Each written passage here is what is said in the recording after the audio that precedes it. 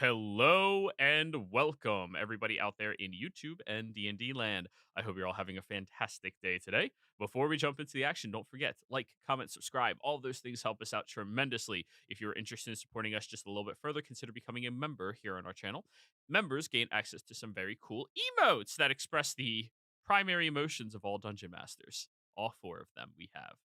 Aside from that, if you're interested in joining our community, go ahead and do that down through the Patreon link down below. That'll get you into our Discord server where you can learn about all of the lore from all of the previous games, catch up much more quickly, or you could just watch all the VODs here on the channel, whichever you prefer. So I think that's going to be the end of all of my shameless self promoting. Let's get into it. Alrighty, Shale, tell us what happened. Uh-oh. Did my video turned off, didn't it? Yes, it did. Gosh. Do you want me to turn it back on or leave it off? You can do either or. It makes no difference to me. I'll turn it on. All right. So last time, we picked up the trail of the two giants that we were following through the forest. They were bringing back some lumber to their home. We discovered that it wasn't a tribe, but seemed to be just a family, two brothers and a mother, living in a huge cave, not too far away from where we found them. We wound up luring one of the giants out and taking him out in a pretty swift manner. And then shortly thereafter, luring out his brother and kind of in the same manner, trying to dispose of him. Unfortunately, he did ingest some type of potion, which did cause him to grow to a rather monstrous size. And we did take him out shortly thereafter. Investigating the cave itself, we did find the mother giant who was in there. Way larger than the other two that we had come across, and she seemed to be speaking, but not of her own volition. She was dead, and there seemed to be some type of voice emanating from her. Upon inspecting the body, Tolsha spoke with it for a short time and discovered that there were two, I'm just going to say persons that were in the cave sometime shortly before. One with black hair, glasses, white gloves, that was changing them kind of constantly. And second one with red hair, scar through their mouth, some dark clothes, and seemed to keep his hands mainly not visible. They were the ones that gave the giants these potions, and seemed to be falsely communicating through the dead corpse of the mother giant to the sons. That's pretty much it. We kind of went through the cave, discovered what treasures it held, and find ourselves now just kind of after that search of the cave. So you all have successfully scoured and searched through the entirety of this old, smelly, damp cave. And you have a job well done. You all ready to go back onto the boat? I suppose. If we've got the time to get back down there, because they said they were coming in the morning. I don't think it's nighttime just yet, but I'm not sure how long. Can we make it back there in a reasonable amount of time? Did you say it's nighttime? It is not nighttime yet. It's got to be starting to get at least some time in the evening, right? It'll take you a few hours to get back to the beach, and then you'll have to communicate to Gilligan to come pick you up.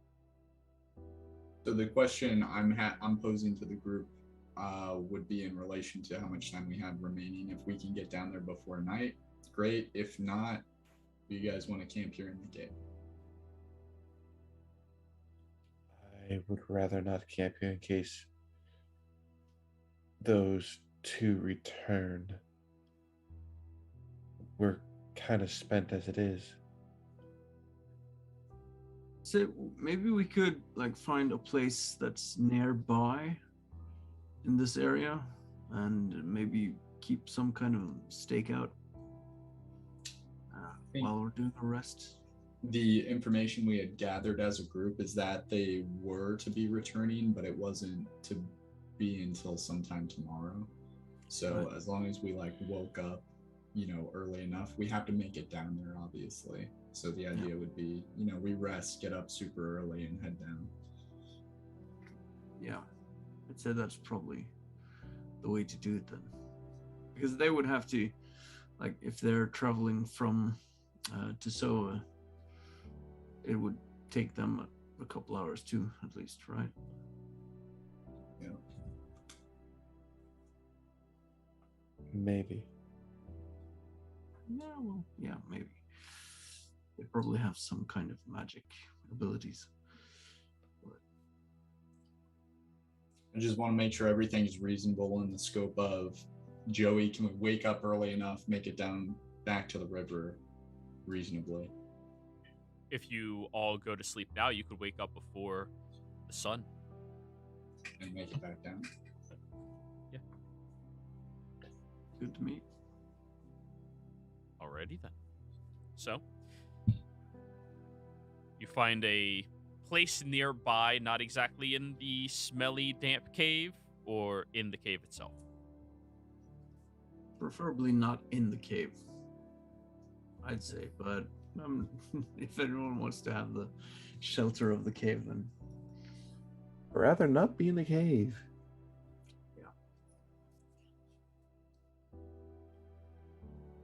Alrighty then. You go outside the cave. Who wants to take the survival check to find a nice place? I'll do it. I'll assist. Go for it.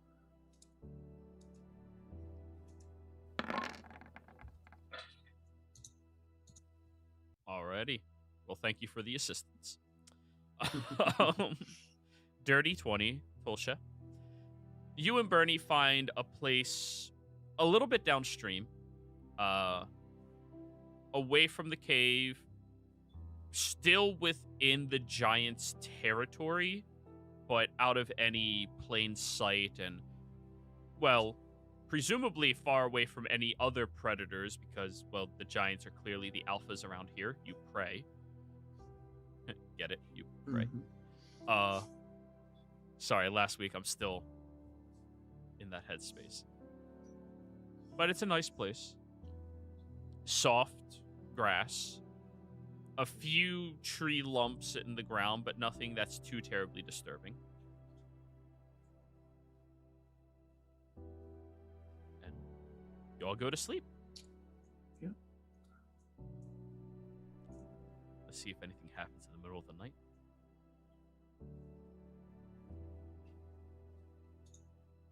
I'm going to take probably last watch.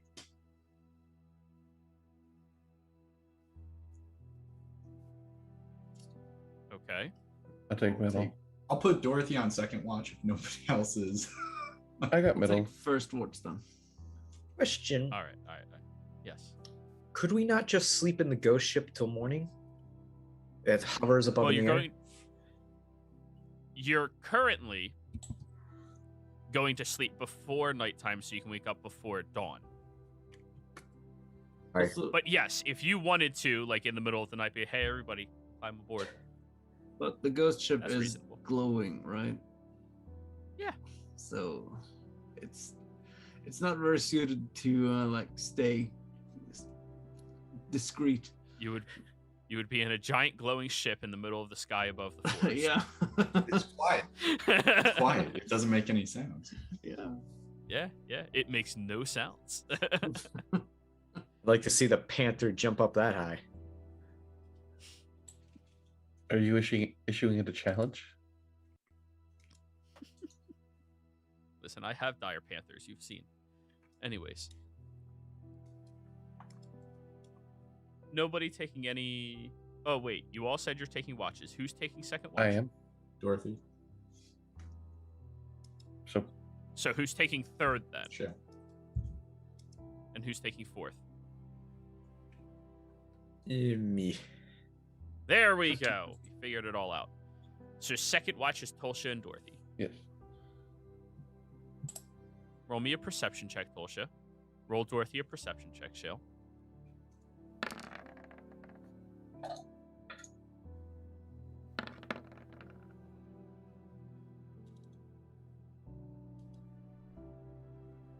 Alrighty.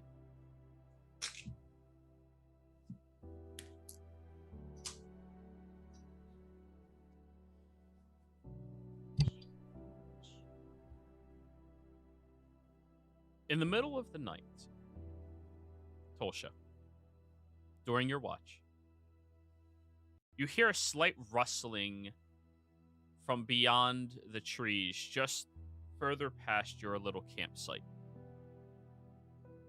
The heat of the fire being the only real support for all of your family against the ever-chilling northern airs that roll down from the Empire to the Wildwood, especially at this time of the year.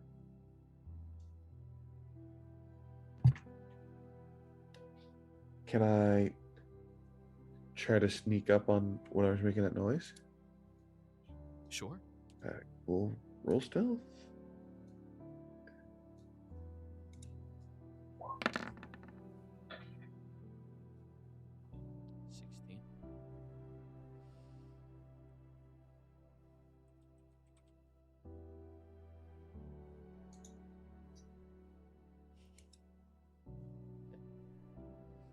You walk over around the tree, and you see a beautiful glow emanating from a white-furred steed.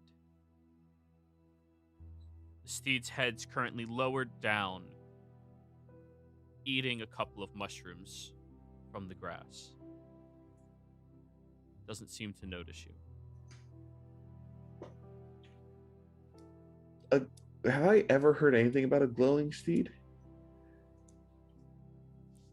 That's okay. Roll me a religion check. Religion, okay.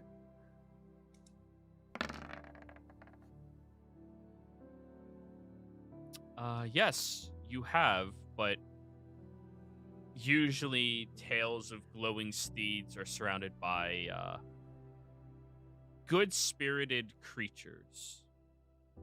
Ones that are natural walkers of the land and identifiers of those in need, or appreciator of those that do good.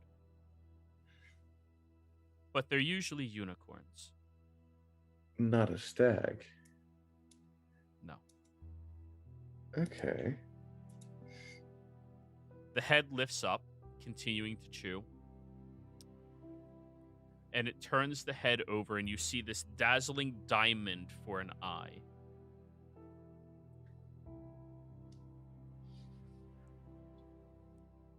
Elvor, no. I saw that go.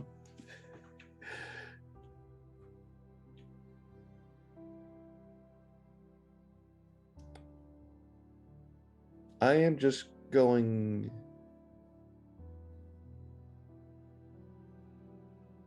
I'm just going to watch, and then after a little bit, just say in bee speech, "Beautiful night, isn't it?"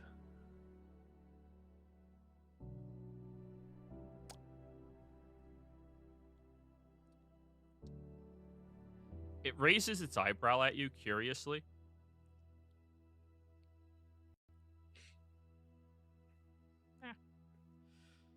Takes a step, and you see this tiny pulsation of light where its hoof touches, and then it leaps forward and turns into a star that just streaks across the sky.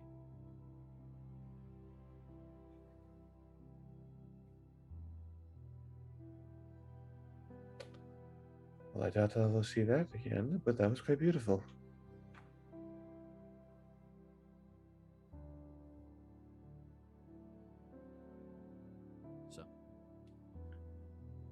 your watch comes to a conclusion. Morning rolls around. Everybody wakes up before the rooster crows, and it is time to leave.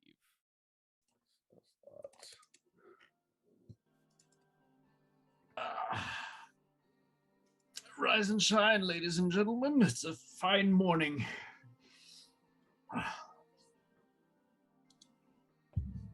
Marion wakes up like a college student that just spent all night cramming for his tests. Bernie always has that like peppy morning vibe about him. God, I hate him so much. I used to be that guy. All right. Shall we get going, or would you like to have some breakfast first? I think it's probably best we make it down to the river, and if we're early, then we can gladly set up something and get something better in our stomachs. Right. I found it's always good to go for a brisk jog or something like that before breakfast, sort of get everything going, you know. Absolutely. Right. Well, let's go then. And I start walking like at a brisk pace. Alrighty. After packing up everything, of course. Yes. So, you all walk through the forest. Few hours go by, and you make it over to the shoreline. One of you has to communicate outwards to Gilligan to come pick you all up.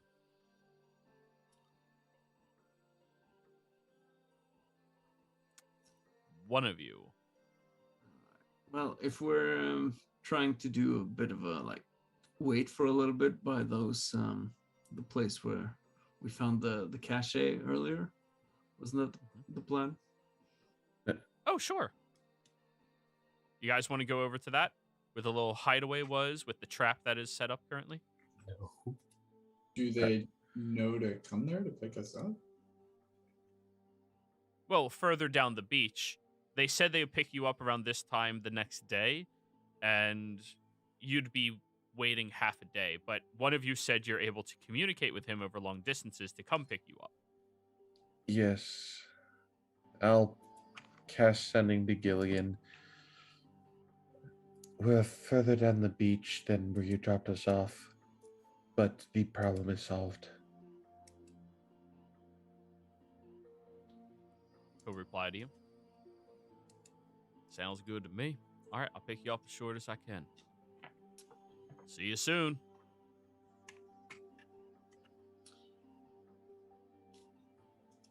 He's on his way. Okay. I hope they don't want to. Well, if they want any sort of proof of our achievement up here, well, I guess I can let go of one of these giant teeth, but not the biggest. Between that and the toenails, I think there's plenty of proof. Yeah, I think she got enough toenails to convince anybody. Right.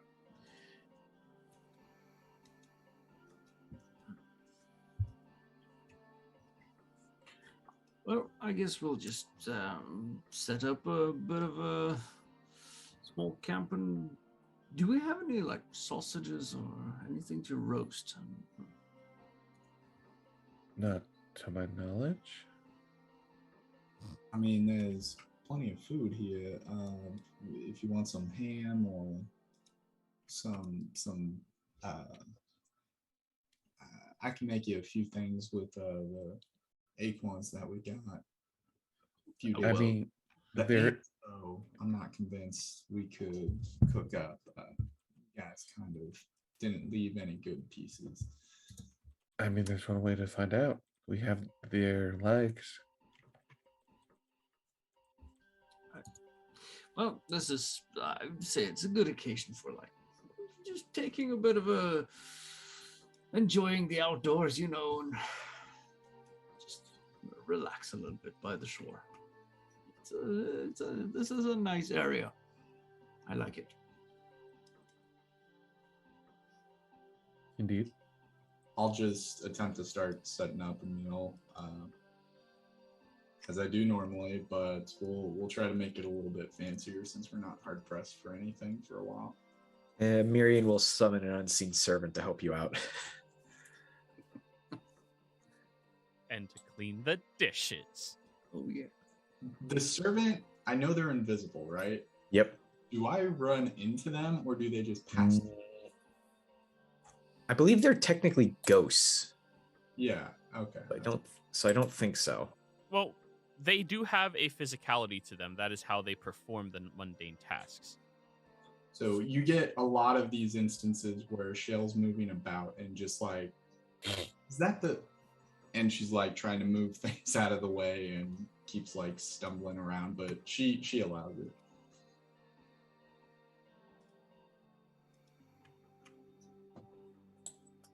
So, a few hours on the beach go by. And then you see a boat on the horizon that lets out a very loud horn. Hey, everybody, come on, come on. Oh. And he goes right up next to the shore. Ah, All right. wonderful to see you all still alive, and all of you still alive. Yeah. Yeah, it's we had a bit of a rough and tumble last night, but Yeah, I can see that. Out. He looks directly at Shale. Yeah, she's got like a little gash along her brow, but other than that, she's all right. Nice. Well, I'm happy. All of you are alive, and suppose it wasn't that big of an issue then. Awesome. Good Well, job, it was a Bo. big issue, but we took care of it. That's what I'd like to hear. Right. All right, so now I'm going to sail all of you up to Pride's Call. You ready? Sure. I mean, I thought we were going back to Soa first, but okay. Oh, there's no reason to go back to that town. Let's get on the move. Waste half a day just to get back there? Come on, let's just go.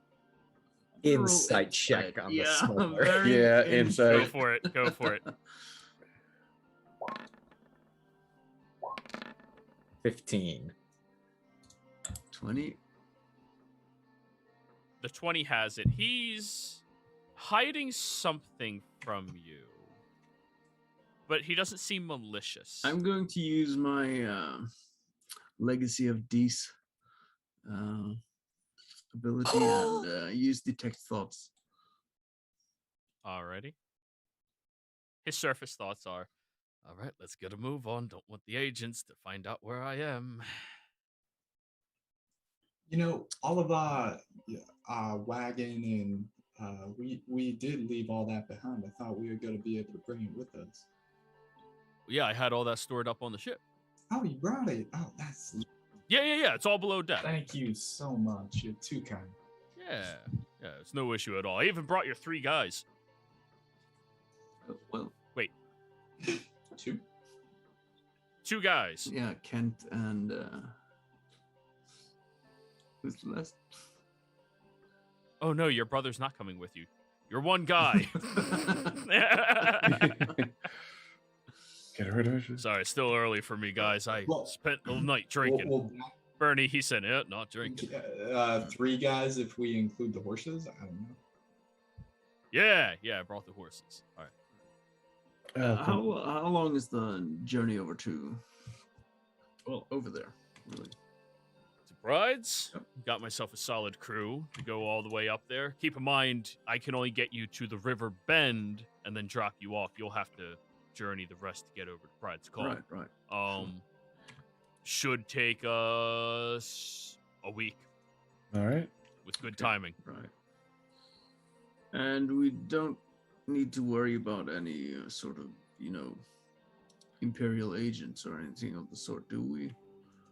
Well, of course we do. We're going in during wartime faring, and I'm smuggling you in. Right. But I can manage that. And in his head is like, yeah, that's why we need to fucking leave. Right. Let's get going then. All right. On that note, Marion is taking off his Lyceum robes and has on normal people clothes Normal people for a clothes. Goliath. So cotton shirt and cotton pants. All right. So just normal wear. All right. I know enough not to wear freaking CIA uniform to Afghanistan. Oh, jeez. I mean, I suppose. I mean, If that's the correlation we're going to make here, all right. I'm on the lookout for people with earpieces and just Yeah. Sunglasses. It's not even that sunny. All right, so he helps you all onto the boat. He has a increased number of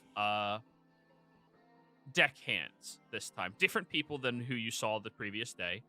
About 5 of them or so to handle this keel boat. And you all take off heading to the north. If all of you are still tired or anything, feel free to stay up deck and sleep wherever you want, or below deck. We have a couple of hammocks set up down there, so sleeping's probably going to be done in shifts unless you're okay sleeping on the cold wood.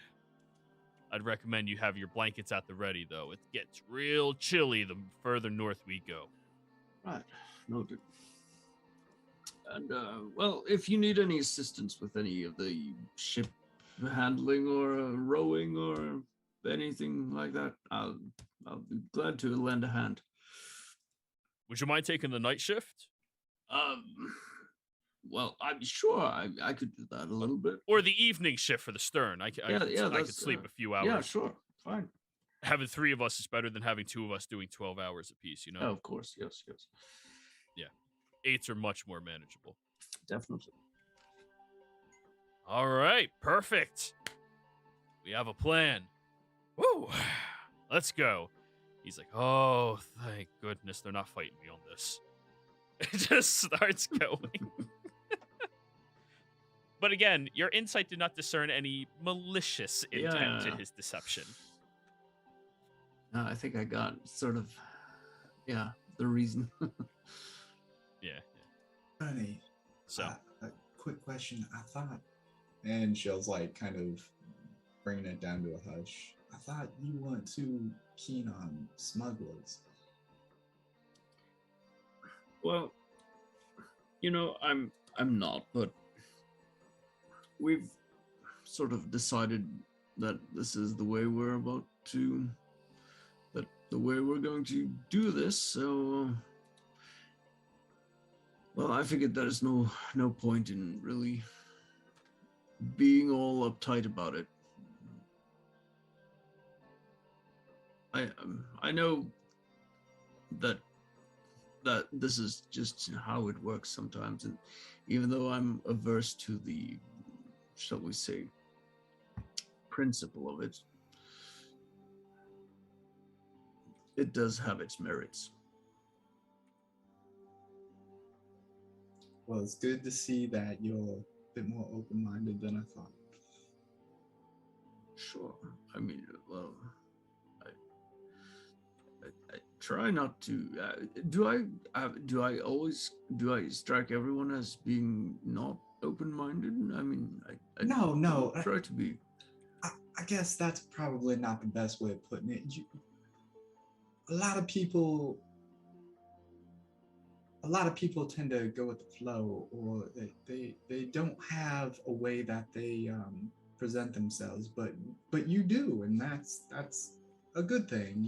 You know what it is you like and you don't like, and Right. Well, it's I always thought it's easy to be steadfast and true to your principles if you have no knowledge of other sort of ways of seeing it. But it's well, it gives you a bit more sort of integrity, I suppose, if you stay true to your principles when you're still sort of able to see the other side of things as well. I don't think I have a whole lot of those. Did your like city or family or somebody teach you your principles? Oh, well, I got sent sort of to join the The order, while I was still quite young, and I had a fair amount of various teachers and mentors through the years, um, who taught me, well, different perspectives, and it was all, of course, sort of, um, how to phrase it. It's based off of the doctrine of the lawbearer, but I, it's yeah, when you have a good amount of people who try to work together to achieve things, it's always good to always have a fuller understanding of the world around you. And you can't just focus on The Laba, that's like the god of manners, right? Like they tell you how to act proper and civilized society. Well, I guess you could say that. Yes, it's sort of one aspect of it, but that's a very superficial part of it. The lawbearer she's the goddess of, well, civilization and order, and also let me just scroll down a little bit so I can see the tenets. And yes, and justice for all. Yes. Right. Now it's she's not necessarily as stern as her name might come off as, but the main sort of You don't happen to know like any good stories about her, do you? Like Tulsa, she doesn't tell me a whole lot about her god. She's got stories about other ones, but I've never really heard one from her. And it seems like you know quite a bit about your own. And I was just curious if there's any that kind of stuck out to you. Oh, stories. And Shell's like, you can see her getting comfortable. She's just like crossing her legs, hands behind her back, like she's intently listening at this point. Well, there are many sort of what's the word again? Like a short story that has what's the English word for it? Like a lesson. Oh, Moral? What? Moral of a story? No, it's a specific name of that kind of story. Yep, I know what you're talking about too. No, A story, yes. But well, we focus mostly on the doctrine itself and sort of the essence of what she stands for. But I suppose there are a few stories.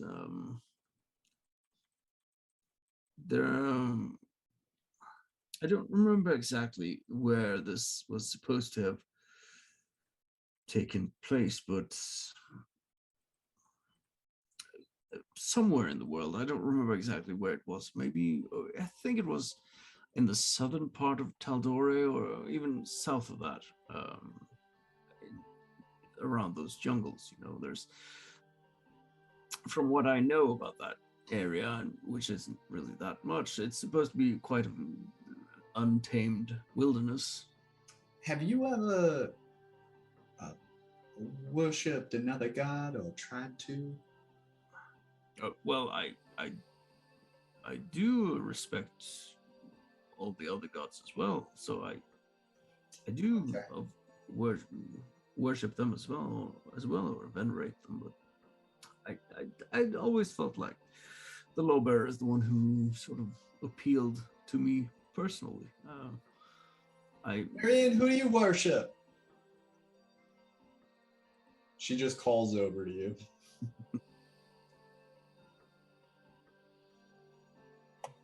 Marion.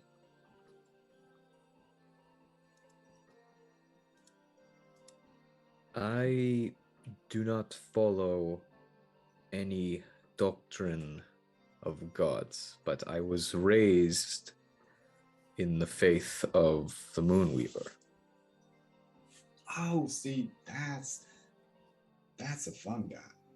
I've heard a lot of stories about the Moonweaver,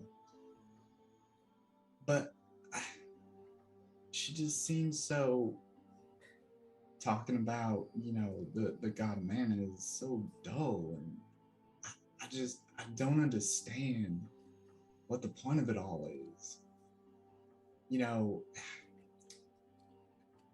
Maybe Tulsha can explain it. She knows a lot about him, I suppose. Maybe she even has a story or two.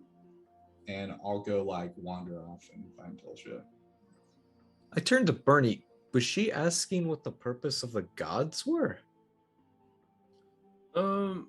Sorry. Well, I was thinking about that story, trying to remember what. Did you ask what the purpose of the gods? What? What do you mean?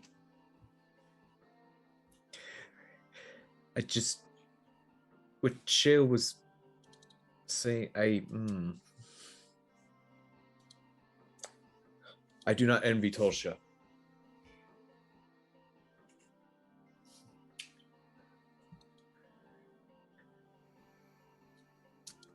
I got nothing else if you don't want to build on that.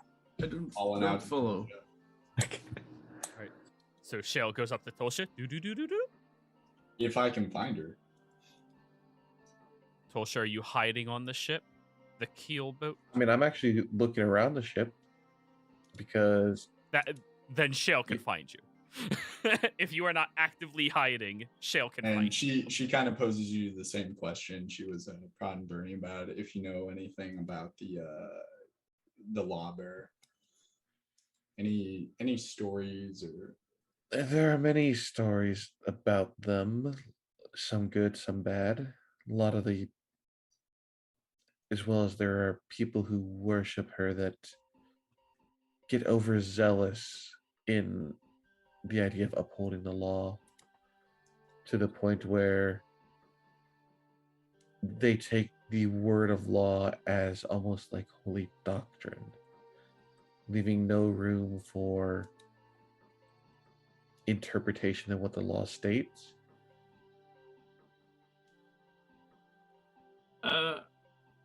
I'm not sure you are aware of this, Tulsha, but subtlety isn't always your strong suit.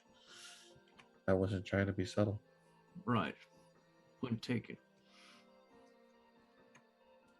And these laws, they're they were passed down in oral tradition, or they were written somewhere, or The laws of a nation, yes, there are many who look for obscure laws to punish people for. Not saying that you are, Bernie, but there are some of the lawbearer faith who do so. Ones that aren't really enforced anymore, but they go out of their way to enforce them. I am aware of the issue you speak of. I mean, laws in itself they're a good tool for creating an orderly and an orderly society and civilization that makes the world more manageable. But there are, of course, always some people who manage to twist the intention of a law and turn it into something more, well, corrupt, as it were. And some prefer to live by the law of the land, where the strongest rule. That is how it is in nature.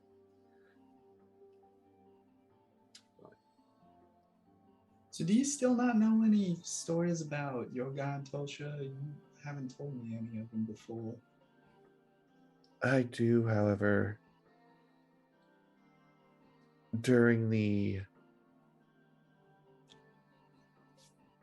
well, let's just say my god doesn't like to be seen anymore due to being betrayed. And they were quite injured during the war. Were they betrayed by like a lover or a family member? Was it a friend? By their Which supposed allies among the gods. which And god their exactly are we talking about here? Tolsha's. If you wouldn't mind. Tolsha's guy. Sure, but I don't think you've ever actually told me who no, it is you venerate. no, I haven't. Because they, as well as their followers, are still being hunted to this day. The less people that know, the better. See, that's right, Bunny. There's some guys that don't have names. They can't be spoken. You've heard those stories too. They're hiding. Usually it's like someone who's done something wrong or ones that have been hunted or some just like hiding things and being hidden. And people give them names, but it's not really their true names. Sure. Tolsha's god is one of those guys. I'm sure of it. Right. Well, I suppose. I mean, I there could be several gods that I'm unaware of. I mean, Oh, have you heard her name before, Tosha? Or do you not even know the name?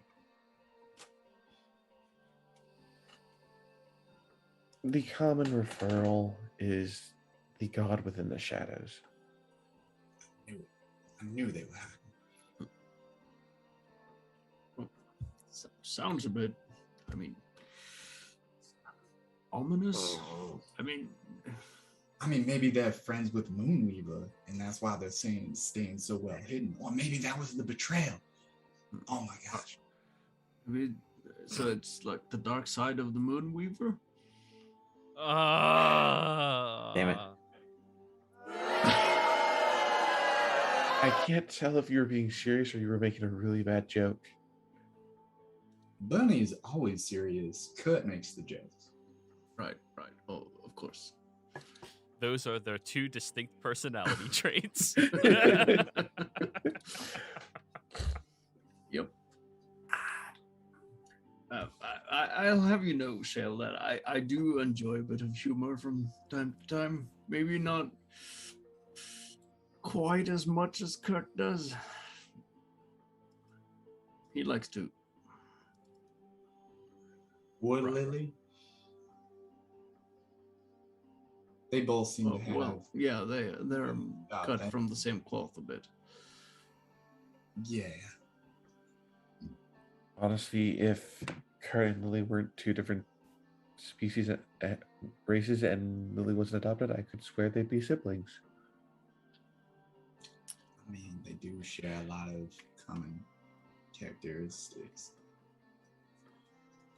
It'll be real surprised if it turns out Lily's birth parents involves her father. I whispered to Tolsha, and they both got brothers that are kind of straight-edged, You're not wrong.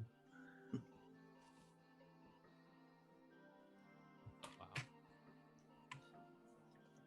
So, you all can continue having these lovely conversations over the next week or so, but as I typed in chat, you have 1 week of downtime on the vessel. Would anybody like to do anything?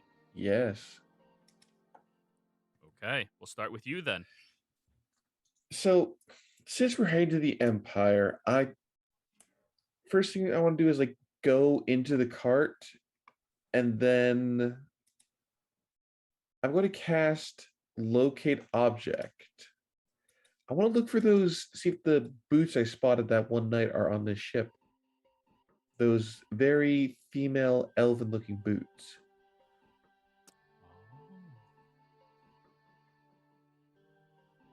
Okay. You cast Locate Object. Not within a mile of you. Okay. And then I'll also do a detect magic and just meander about the ship a little bit. All right. Roll me an investigation, please. Alrighty. Guidance? Sure. No. Detect magic is concentration. No, that's true. Thinking you have a super plus D4 to literally everything you ever do. 9. Your siblings have a amount of magic on their persons currently, obviously. There appears to be some magic that comes from the captain's small quarters from within. There's illusion magic and there is transmutation magic. Aside from that, below deck, you do sense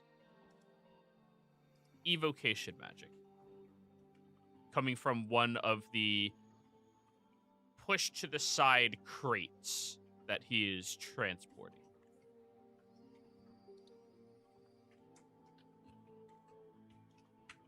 There's about 6 instances of that magic you sense. I want to go check out the evocation magic. Do you have a crowbar? Let me see. What do I have? Yalisher's supplies. You didn't start with a burglar's pack. No. I do not. Can I make a temporary spiritual weapon crowbar? No. Oh. That's not how that spell works. That'll be force damage. You will destroy the crate. I promise you of that. But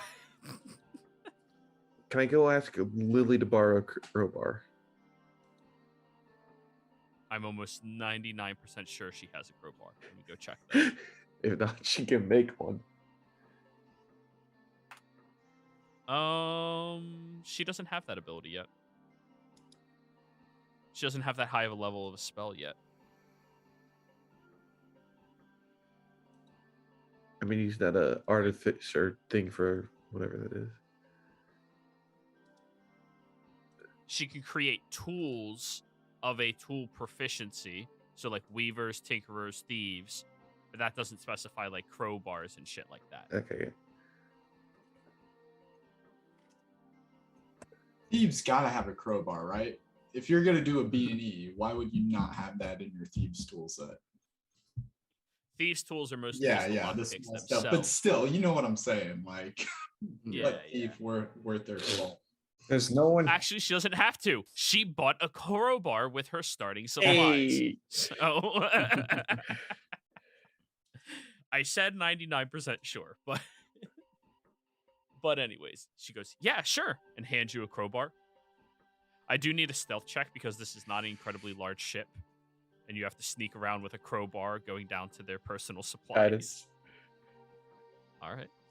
Add session inspiration. Mm-hmm. Let's see what's in this crate. Yeah, just open the smuggling supplies of this ship. Okay. You successfully sneak past everybody into the very back of all the supplies with all of your things. And I need you to roll me an athletics check to pop open the crate with the crowbar. The high roll dictates if you can do this quietly. Guidance. This is gonna be bad. Mm-hmm.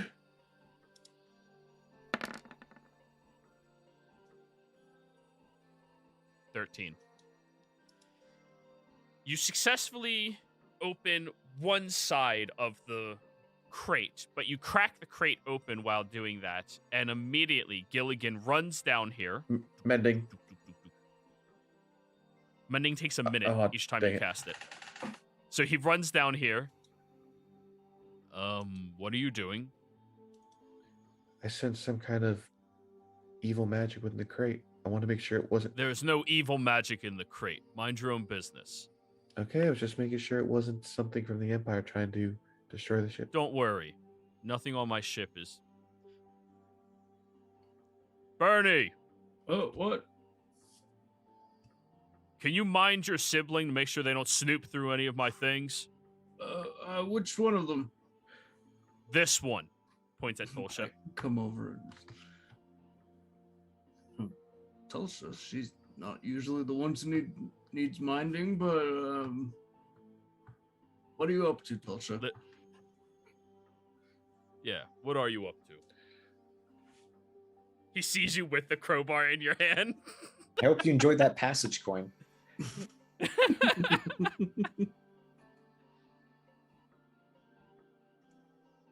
I'm going to pull Gilligan in close. Look, when we were out back at the tavern, there was someone from the Empire saying how they were going to attempt to follow us and just kill us if necessary, due to what sounded like the giants as well as the ants were an experiment of theirs. So I've been on the lookout for strange magical signs, and I sensed one coming from the crate. I was just trying to make sure that this wasn't some kind of trap by the Empire to kill us all. Roll me persuasion. Persuasion, guidance.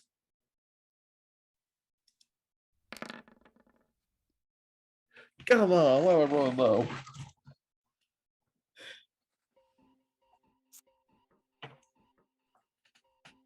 Whatever problems you all have, they're not my problem. Don't snoop on my vessel. Very well. Oh. Bernie, I'm trusting you to keep an eye on her. Right. Fair enough. And he goes over to a little handy box and will add another 6 nails into the box to keep it shut. I will leave the crate alone. And behave the entire rest of the trip. Mm-hmm. Sorry, Tulsa. I don't mean to Seems what? I really did think something might have been from the Empire. Because you know that cache we found on the beach. Right.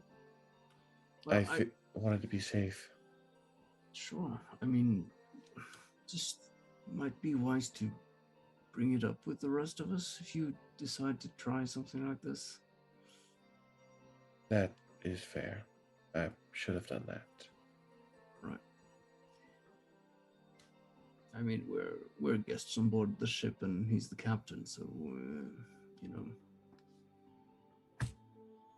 should try to respect that. And once Gilligan's away, I'll say to Bernie, there's also some kind of illusion and transmutation in his quarters. Right. Well, that's probably because he's a smuggler. I would assume. I'm trying not to play the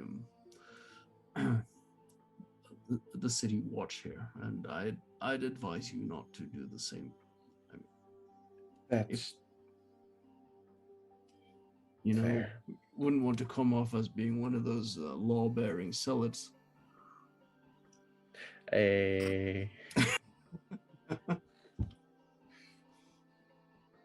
You're right. Well, let's just keep it low for now. But I mean, if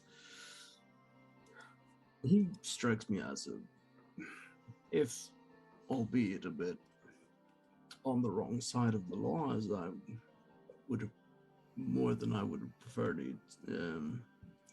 He's still a dependable and honest fellow, it seems like. at least to a certain degree. So, if we just play along and stay on his good side, maybe he will. Maybe he will even tell us. You're right.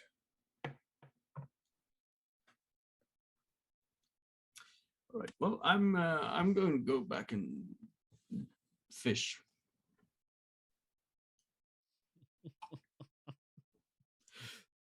So, was there anything else you wanted to try during your week, Tolsha?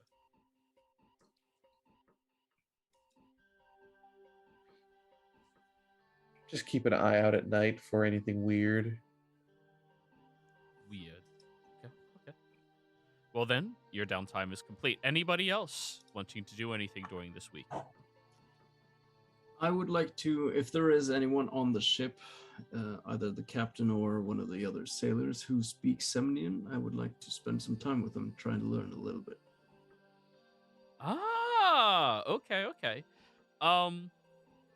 The captain is a little too busy to teach you, though he does speak Zemnian.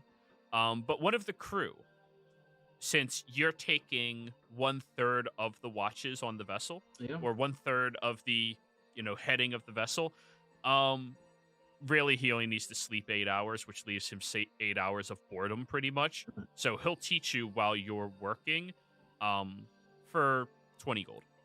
Yeah, okay. Fair. And he'll teach you like key phrases over this week. Right. You can knock off one of the 8 minus intelligence modifier, maximum of 8 weeks. Yeah, okay. So I'm on 6 out of 7 weeks then, or 1 out of 7. Yes. Are there anything other than key phrases like hello, bathroom, food that you would like to learn?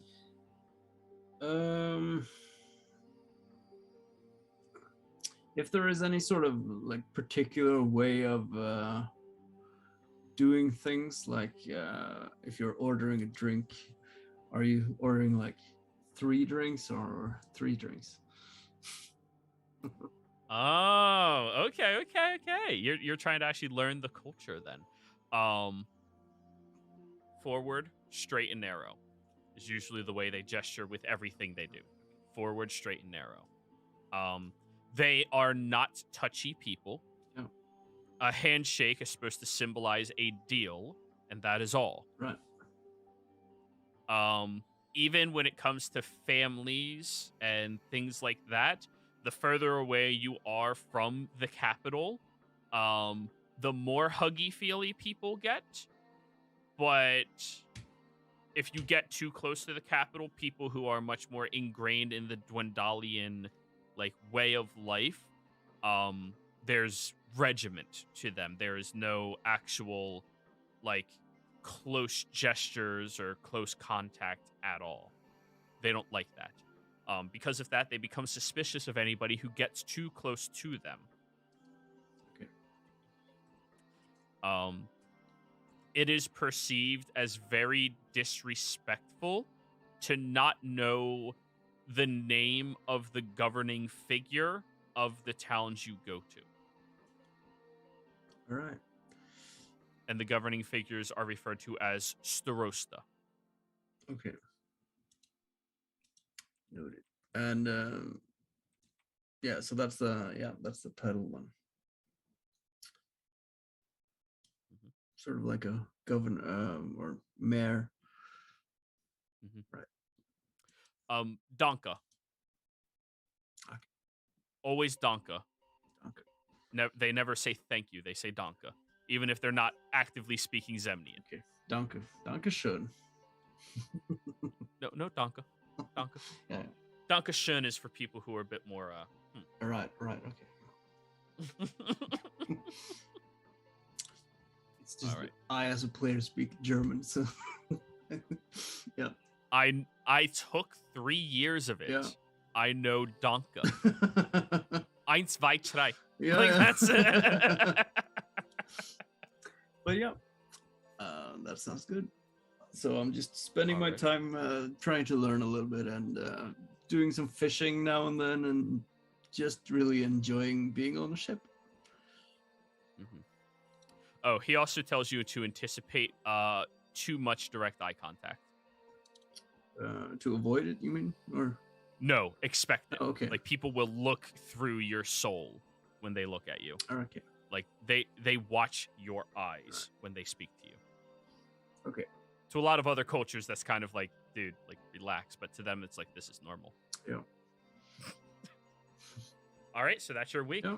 Easy enough. Shale, did you want to do anything during this week? Marion first. Go for it.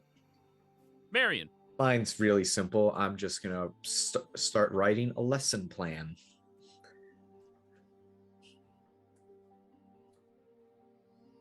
On Reading. Common. Oh. Alrighty. Roll me an intelligence check. Do I have advantage because I'm a college student? Absolutely.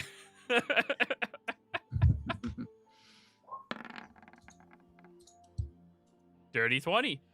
You flesh out a very reasonable lesson plan on the alphabet, where to practice writing everything. You don't have an excess of paper. Like, you have a good amount of paper, but you don't have, like, a huge excess of it, which means you'll have to probably rely on chalk and leather strips for practice wiping. Good? All right. And you can get chalk fairly easily. All right, Shale.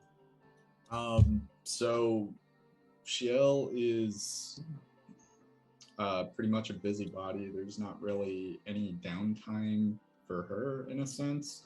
Cooking meals every single day, morning, afternoon, evening, to kind of fix that up. And then she'll be noodling or swimming out of the rear of the boat with a rope tied to her because she's not the strongest swimmer.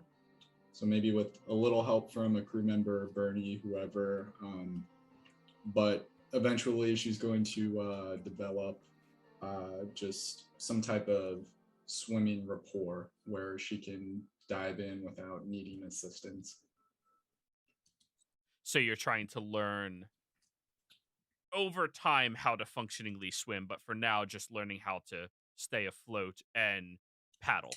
I mean, she picked that up at the resort when Bernie was teaching Marion.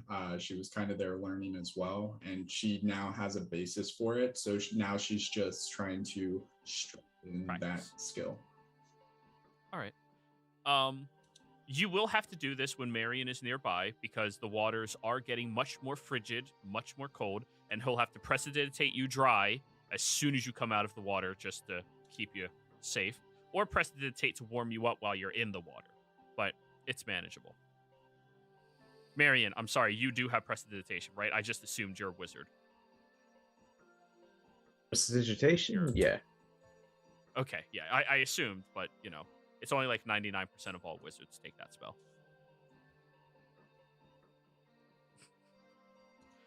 So anyways, you're practicing, getting stronger at swimming. I'm going to say give me an athletics check, Shale. Sure.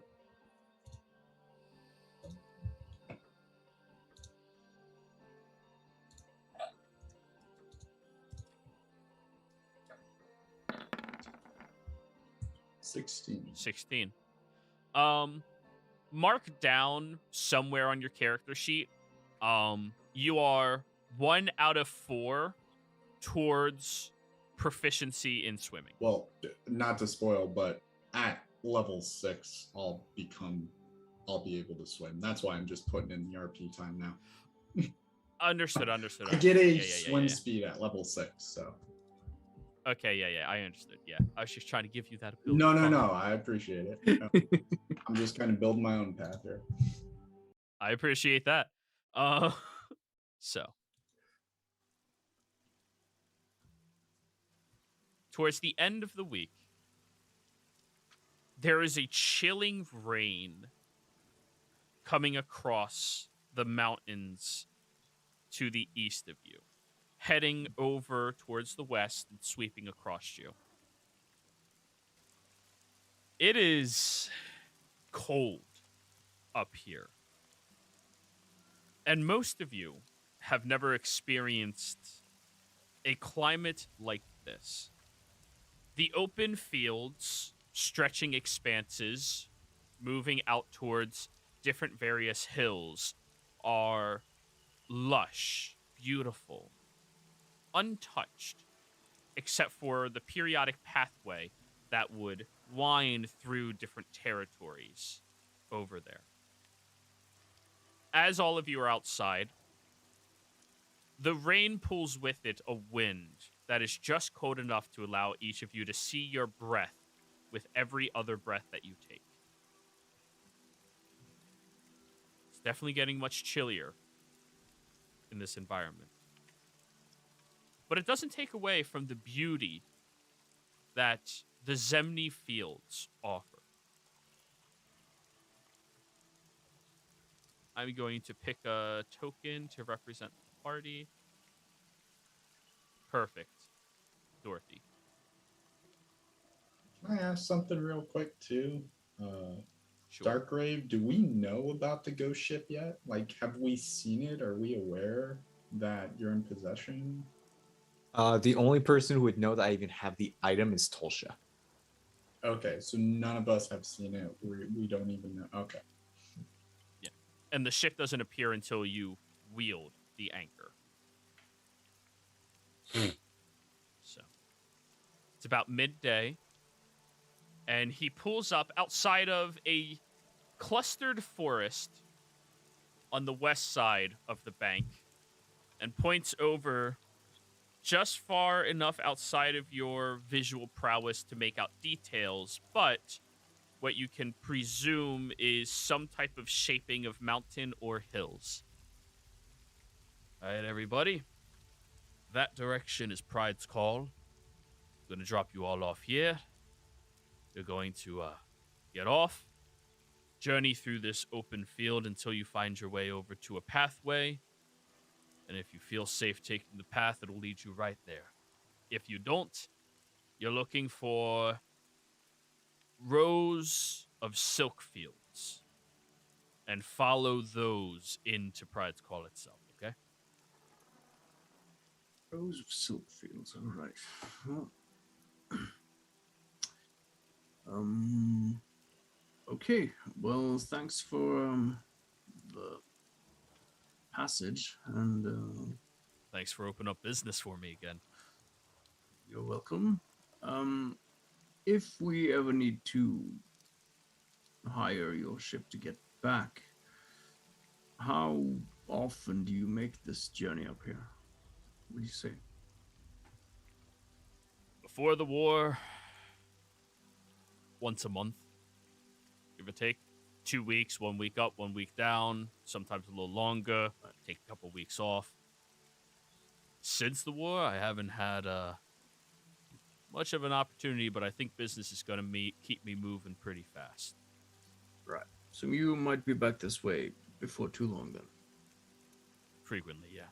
I'm actually heading up north after this. Oh? Don't ask me what I'm doing. Not going to tell you anyways. Fair enough. Right. Well, good luck and try not to draw too many enemies then, I suppose. That's part of the job. And he takes your hand, shakes it, and hands you back your token, Bernie. Right. Oh, You, thanks. Happen to see Yasko again, just let her know that we made it up here and thank her again. Yeah. Yarsko's always a good judge of character. I like most of you. Plenty enough. And he hands you back your token as well, Shale. Thank you for the trip, and I apologize for snooping. And here's some coin for the damage. I'll give him 10 gold. Thank you. Appreciate it. He'll pat you on the shoulder. I don't get my coin back, do I? No. There's one rule with this shit. Be a good guest.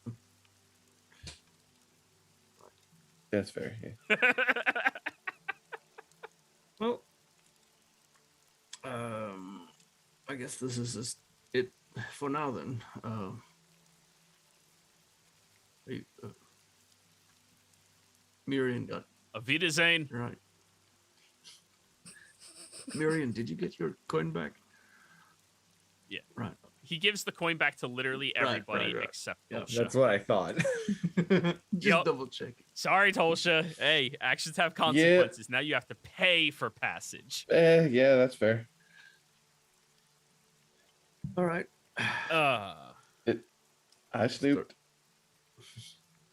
Start getting off the ship then and onto firm ground for the first time in 1 week, I suppose.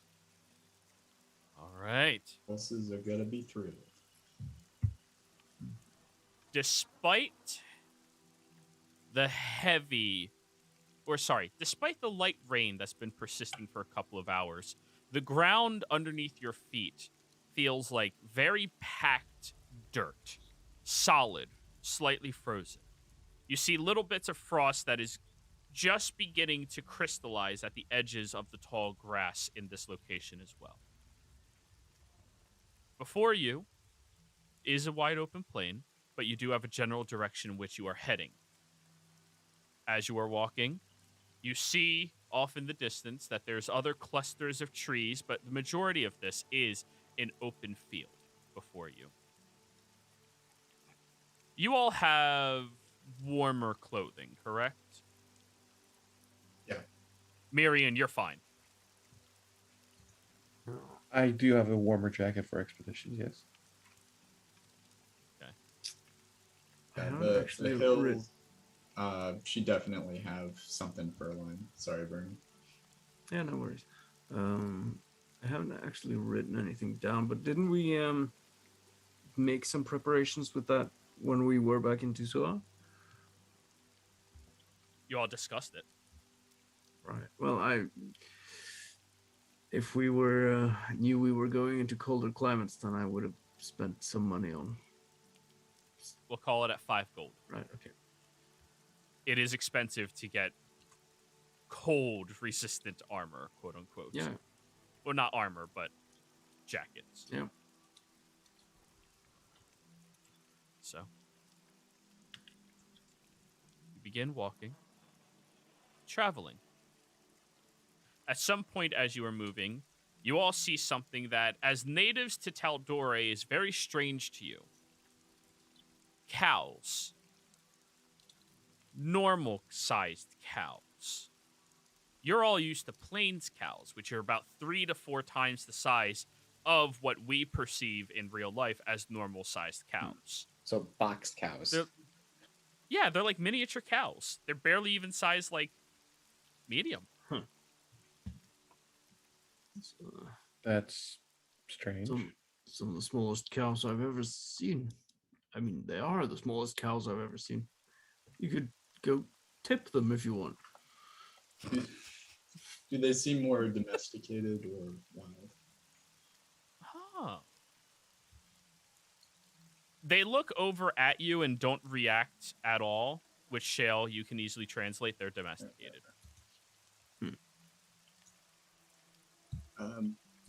Might already be eyes on us from somewhere. So, what was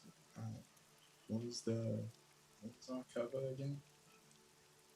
I mean, it's the truth. We're looking for our father. Yeah. The simplest lies are often the ones that are the most truthful. But then the part where they ask us where we're from, we're not supposed to say Tal'Dorei, right? Well, the Menagerie Coast is still considered neutral, so Port Molly or Palm Sure. Shore? yeah. If we say we're from Port de Molly, it shouldn't be too unbelievable, I suppose. We came from Tusoa. That seemed, well, not as nice, but Right. I mean, Well, saying we're from Palma Flora and that we heard our father fled up this way would be, I think, the most believable. well, it's the truth, so we Right. could. Get your asses moving! What? There's somewhere around here. All right. I look over at the person shouting. Roll me a perception check.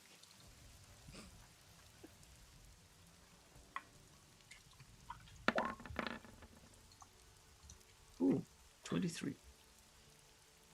You scan across the horizon,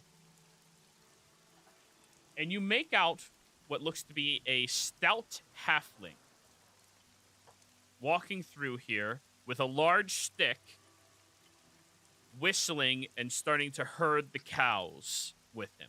Mm. Very wide, fat-looking halfling. Hey! Notices all of you standing in the middle of the field. Hello. Hell you doing out here? Just wondering. Where? That's how you catch hypothermia. Come with me. Okay. Thanks. As you all approach closer, he's still trying to gather up some of the cows, and he looks at all of you and immediately looks at everybody's hands. Hands Bernie, Tolsha, and Shale a lead each that has 2 cows on it. Yeah, hold on to these for me real quick, and oh yeah, we need to get you out of here. Right. Thanks. Yep. When I happen to know the way to Pride's Call, would you go ahead now? I happen. We send supplies out there all the time. All right. I take it you own a farm or something around here? What are these? I'm just one of the hands. Oh, okay. I don't own it. I see. All right. May I ask your name? You absolutely may ask my name. Thank you. What is your name? Loxford. Oxford. You don't. Right. No, never mind. I just know someone by the name of Luxforth, but it was just a superficial similarity, I suppose. Must be, yeah. Right. All right. All of y'all speak funny. Where are you from? Oh, And he's just like walking with his stick through the open fields now. Menagerie Coast, initially. right. Nah, sure go. We were, unfortunately, our home was Palma Flora. Was. It got destroyed about a year ago. Oh no. Hurricane, right? No, some kind of horror from the deep. Right. There were some. So like a tsunami? There were some troubles going on around the entire coast, really. Oh man. So that's why I don't go near any oceans. Terrifies the shit out of me. That's fair. Yeah, I'm just one of the honorable hands to the Starosta. Right. What's the Well, one of his farms. right? Starosta Goldie. Goldie. Right. I need you to roll me a charisma check, Bernie. What's Starosta?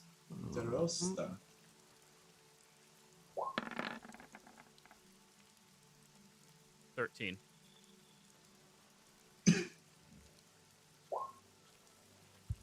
You must not realize how close we are. Yeah. We're right outside of Pride's Call. Yeah, Starosta Goldie the mosque. Right. The governor. Right, of course, I yeah. guess that's what other people call. Yeah. Yep. No, I was familiar with the title. I just wasn't sure exactly who held the position at the moment. Yeah. Goldie's a good folk. Very strong-willed. Good guy.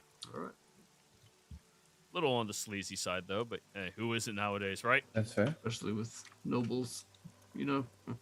Well, Yeah, I know too well, man. Whew. Alrighty.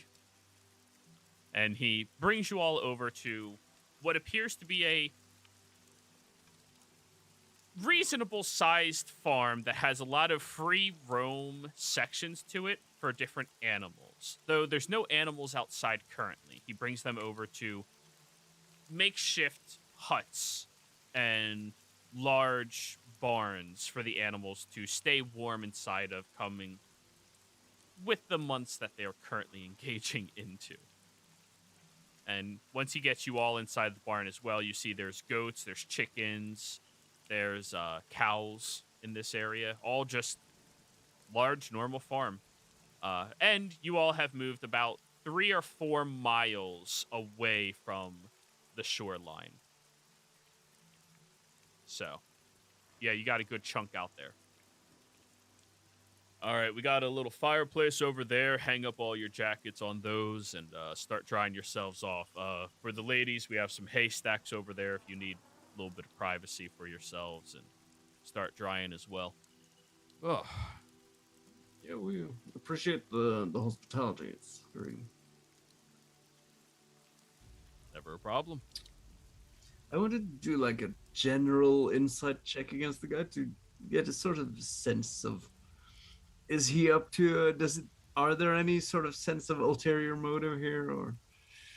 So you want a vibe check? Well, You want to check his vibe? It's an insight check. Just paying some attention to how he acts towards everyone. All right, go for it. 18. He seems to be a simple guy, one who just works hard. He evaluated all of you very quickly and judged you based off of the calluses on your hands. That's why he didn't give Marion a lead. He gave the other 3 who clearly would have calluses on their hands leads.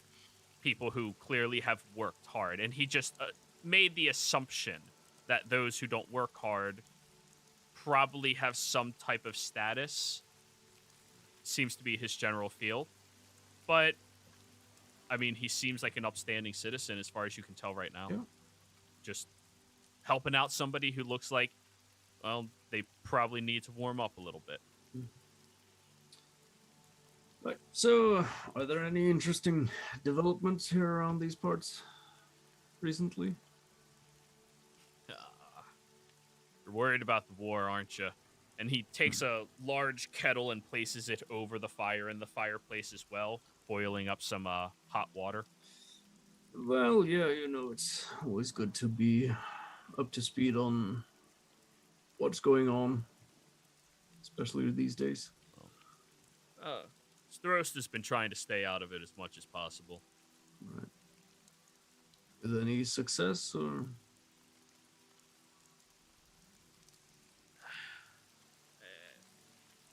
It's not my place to speak on politics and stuff with most people, you know? Yeah, fair enough. There's not that much Imperial presence here. Right, okay. Just slightly more than normal. Okay. But, yeah. There's not like any sort of, well, I guess what you would call it, army gatherings or something up here then. Not that I know of, at least. Yeah. I mean, Goldie hasn't been back down towards this this farm in probably a good 2 or 3 months or so, but usually he leaves it to me to maintain and make sure everything's safe. Right. Usually during the winter months, he sticks away because, the animals get loud here in the barn. Oh, right. Well, you seem like you have everything in hand here, Lockford. Thank you. Yeah. Danke.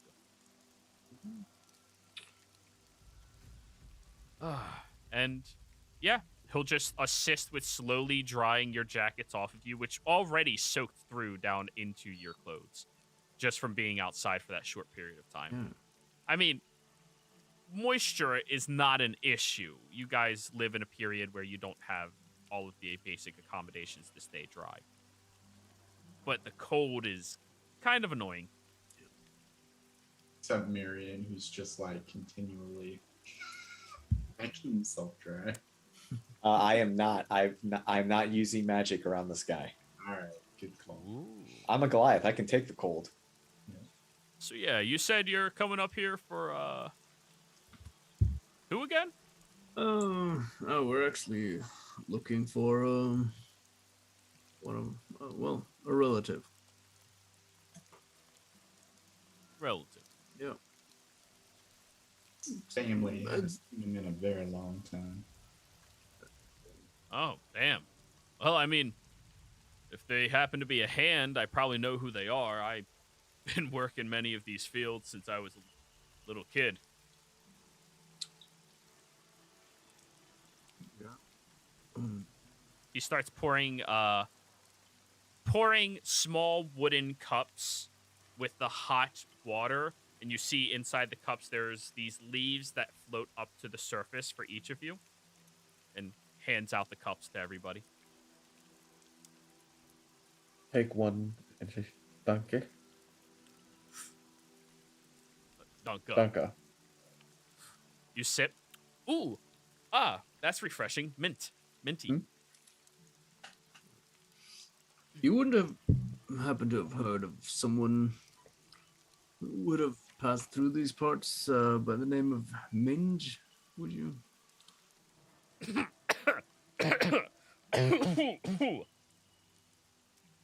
You're fucking with me, right?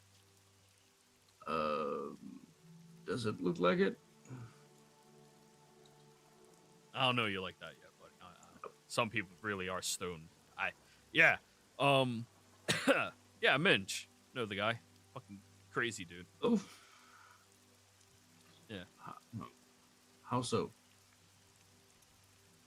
Well, I mean, the Stros that kicked him out. Pride's call. Oh. Yeah. Oh, that's not good. Do you know why? Throwing around some crazy conspiracy theories and stuff, and yeah, that was about 15 years ago or so, though. 15 years ago. Yeah. Right.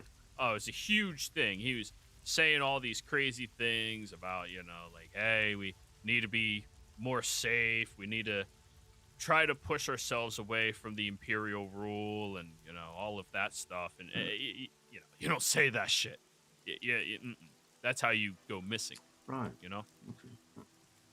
Was Minch's first or last name? Because we might be thinking of two different people. Minge was his last name. How did he spell it? I don't know. I don't really, I didn't write the guy letters. He wasn't my pen pal. That is fair. Oh. Do you know What would Minge be? Mign Ng. Oh, That's not that. Would you remember his first name? You think? Would it happen to be Agram? hey. No, Adam. No, Aaron. Oh, shit. What was his first name? I don't know. Everybody just called him Minge. Right. Huh. And this was 15 years ago, you say? Mingy old kook. Oh, right. So, well, I guess he wouldn't really have any cause to come back here then. I mean, he would probably be arrested on site or something. Yeah. It's a good thing Starosta Goldie is such a good guy, Anywhere else in this place, they would have turned him over to the Imperial rule immediately for speaking out like that. Oh. And then Right. So he's a bit more of a lenient sort. He believes in the Dwarven tradition, Oh, he is a dwarf. Just because we're part of the Empire doesn't mean we are Empire, Yeah, sure. I get what you mean, So, yeah. How far is the journey to Pride's Call from here? I mean, No more than a couple of days. If you want, I have a supply of, he looks over at the cows, flanks to sell. oh, You're welcome to come with me tomorrow. Or, I could leave tonight. I'll bring you up there. sure. Well, I suppose we would appreciate that. Any objections? I look around. None. That is quite kind of you. Yeah, of course. Gonna have to put some of you bigger folk to use though for it. Want to keep the horses dry and safe. Add a couple years to their life. You don't mind pulling the cart, do you? Sure, I can pull the car if you want. Look over at Miriam. You could do with some pulling as well, I'd say. Right?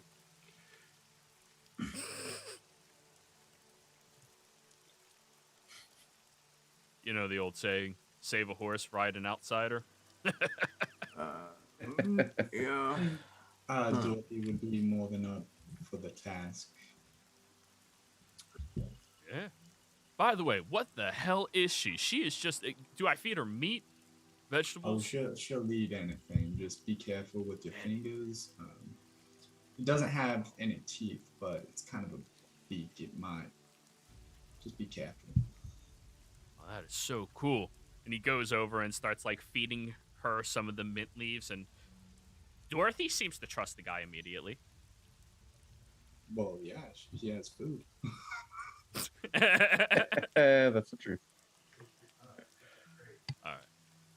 All right then. Well, I'm gonna gather up all the flanks and everything, throw the tarp over the cart, and we'll take off then. Enjoy your tea, relax for a little bit. Still got about an hour or so, okay? Sure. Sounds good. Yep. When we get to town, you might want to pick yourself up some Pride silk. Line your jackets with that. It won't soak through into your clothes. All right. Noted. Yeah. Thank you for the advice. Yeah, of course.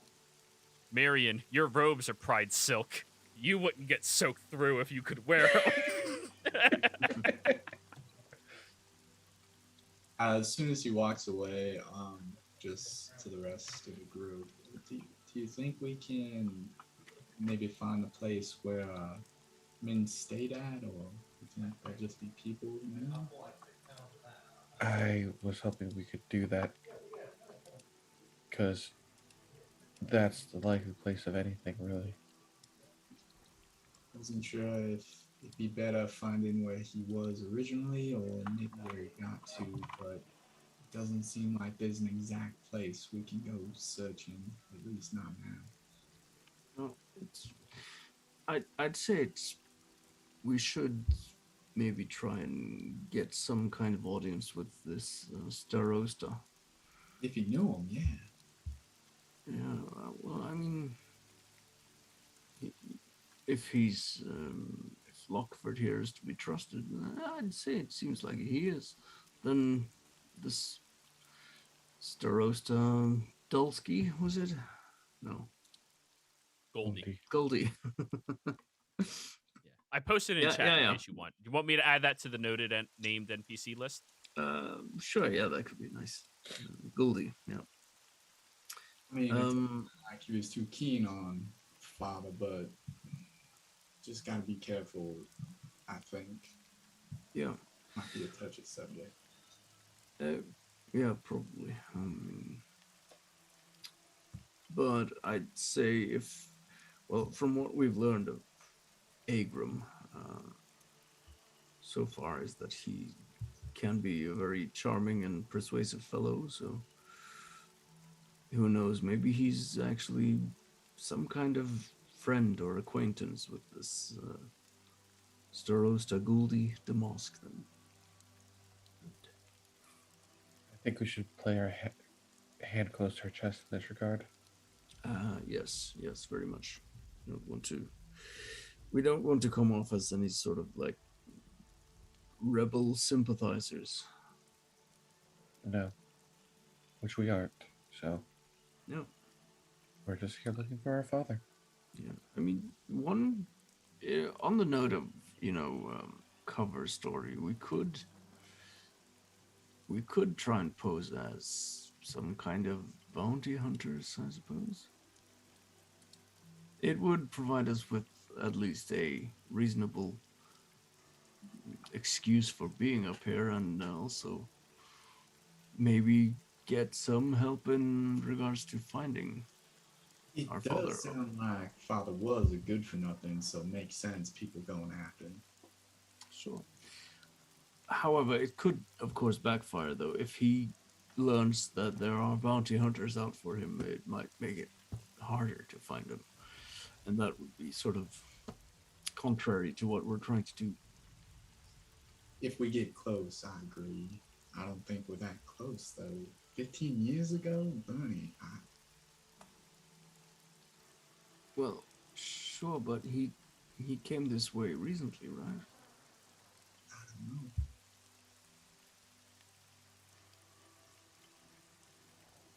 Well, it's Yarsko spoke to him only 1 year ago, wasn't it? She did say that. So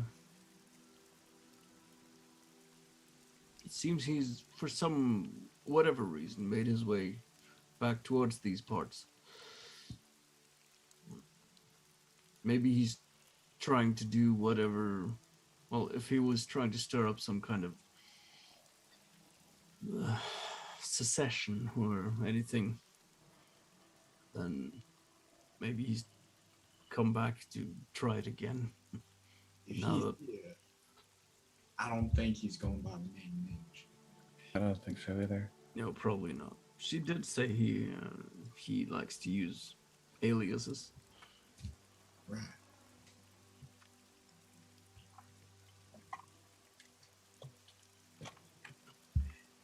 I think we'll be safe traveling, though, so at least we got that going for us. Yeah. So, Yep. you all take a quick little break on your journey, learning a little bit about the area and gaining, well, at least a nice, good-doing folk to help you out. I think this is a good place to take a break, everybody. We'll be right back.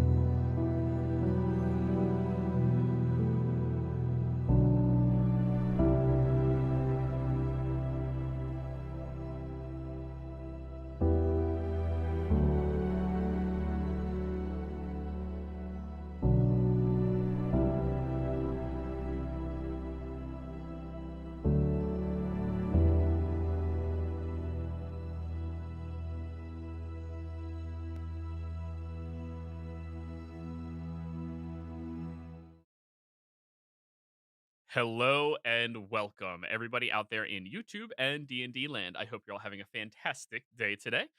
Before we jump into the action, don't forget, like, comment, subscribe. All those things help us out tremendously. If you're interested in supporting us a little bit further, consider becoming a member here on our channel. Members gain access to some really cool emotes that you get to use. In addition to that, if you want to join our community, you can do that through our Patreon, linked down in the description below. Get in on some gaming. I think we have an open slot or two available in the community right now. But yeah, let me know. Alrighty then. Where last we left off, the party had just left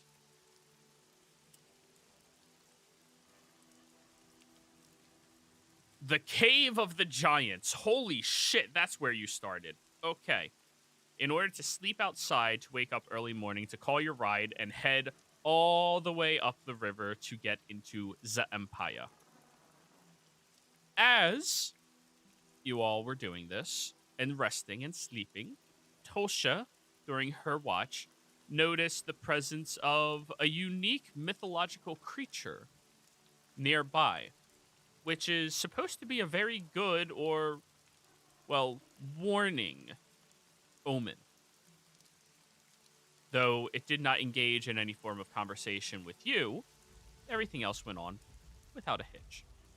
You all got onto your boat where the captain, Gilligan, seems very, very, very adamant about all of you leaving immediately, since he already gathered up all of your things, already got your ship taken, your cart taken apart, wagon taken apart, and gathered up everything else to ship you all up north.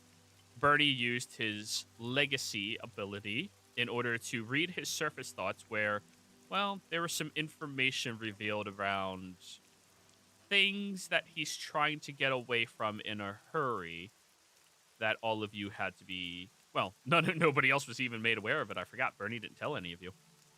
So, once you arrived in Pride's Call, the freezing rains that seemed to be drenching this territory cut through your warmer outfits that you bought from the Menagerie Coast.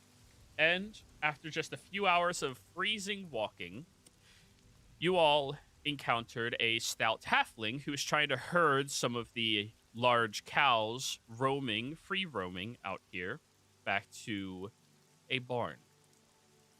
He noticed all of you chittering and clattering with yourselves and decided to bring all of you with him back to the barn. You know, show you some nice imperial hospitality, let you all warm up a little bit, dry off your clothes, even served you some mint leaf tea, which, from where all you guys come from, mint tea's you wouldn't say exotic, but rarer.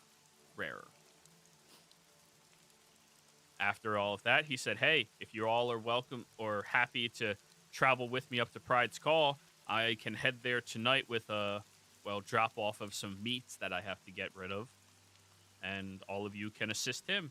You all took the opportunity just to gain access to an easier way into the town without needing any other form of, well, caution on your backs. So, after an hour of all of you drying off completely, finishing your tea and warming your chest up with it, he pops back into the barn. Hey, everybody, you ready? Yes. Wonderful. All right, so who's going to help pull? I see you have your large hulking wagon available. Well, I'll be volunteering, at least for some time. Actually, do y'all have extra space in the wagon? All I have is a cart. So, like, pulling that all the way up there is going to be kind of annoying. But if we could toss my meats in your wagon, We should phrasing aside, have enough space. Yeah, I'd say so. with all of us inside as well. That Might be a little more tight. difficult.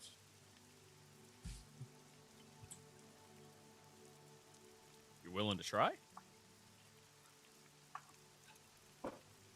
Sure. I don't see why not.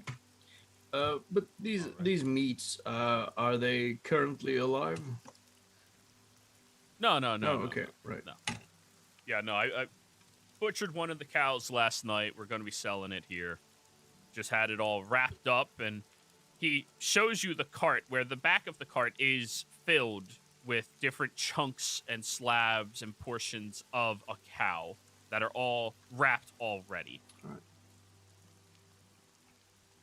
All right, so I guess whoever's gonna sit down, and big fella, mind handing me the meats and I start putting it around in here? Sure. Oh, you? Yeah, okay, that's fine. I am technically the biggest fella in this group. Yeah. Well, height wise, but looking at the muscles, he looks at Shale, looks at Fernie, looks at Tolsha. I just pick up one crate by myself and just put it in the wagon, which I can do. Fair enough, fair enough. And all of the meats do fit into your wagon, though, yes, it is snug. However, now you don't have to walk out inside of the rain. You have a canopy to keep you all dry while you're going. So, all right, there's a road right out over this way, and shoot, oh God, I need to get me one of these. That'll make my life so much easier. All right. To be clear, we do have horses for the cart or the wagon, right?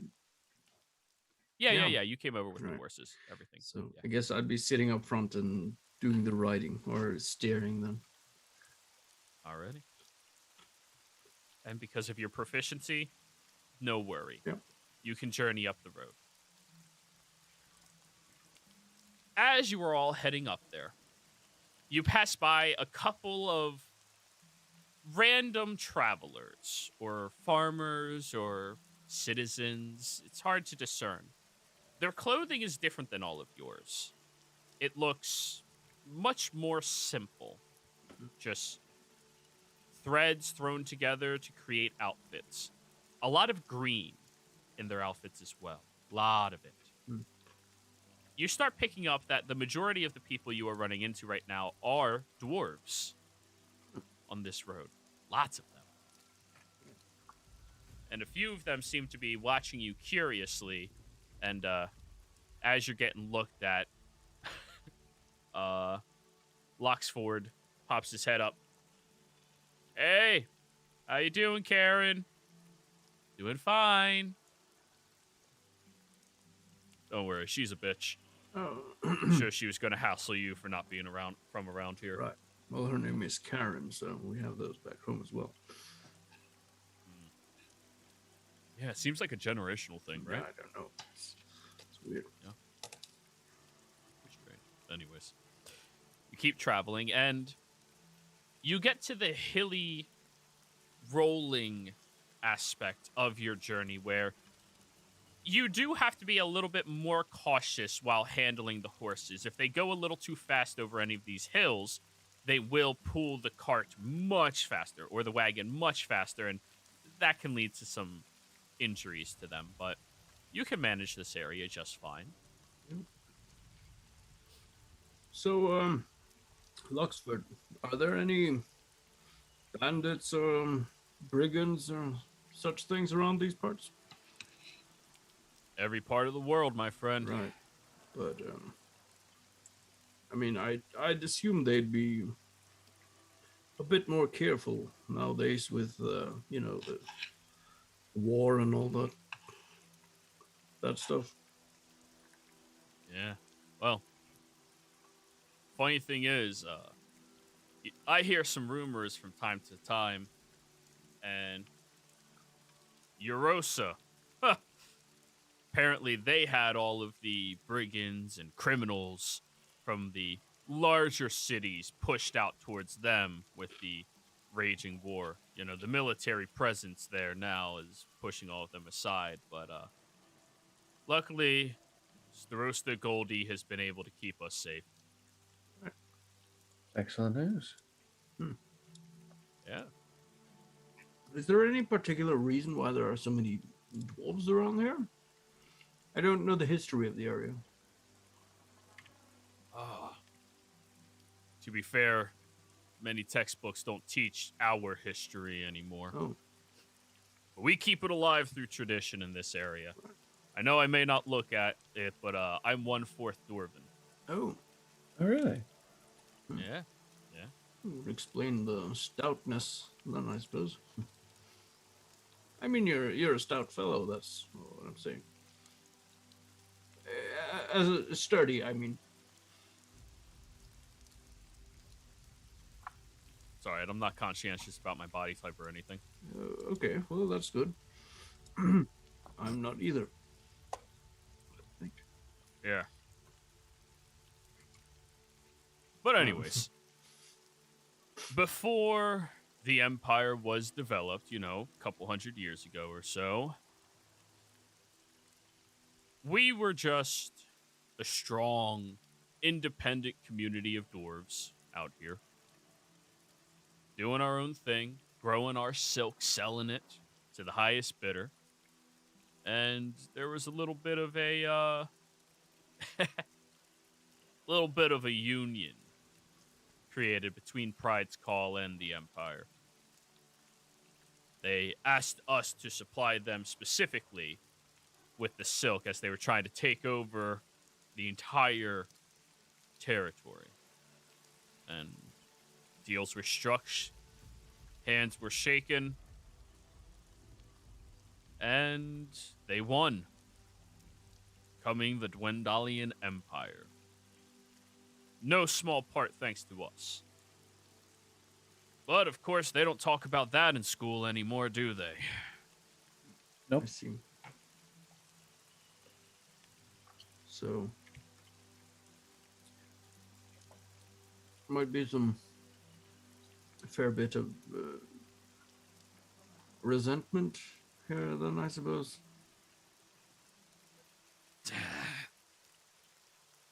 I think resentment might be a little bit of a strong word, but Right, well, I mean, when you outfit an entire army with the protective silks to keep them safe despite the climate, despite magical influence. I mean, this stuff, it was designed to be crafted with magic. And we offered exclusivity with it. And we offered arms. Dwarves, good fighters. Since a young age, many of us, those that hold our traditions close, do a lot of work with our hands. Learn how to wield a blade, a hammer, and swing it away. Learn respect. Right.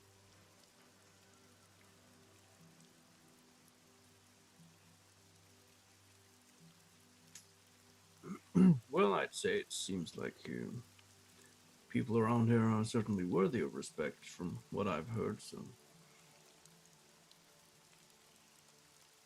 He smiles at you. That's why we never changed our name. Right. Rest of the Empire, new names. Everywhere you go. Matching their language. We have too much pride. Roger.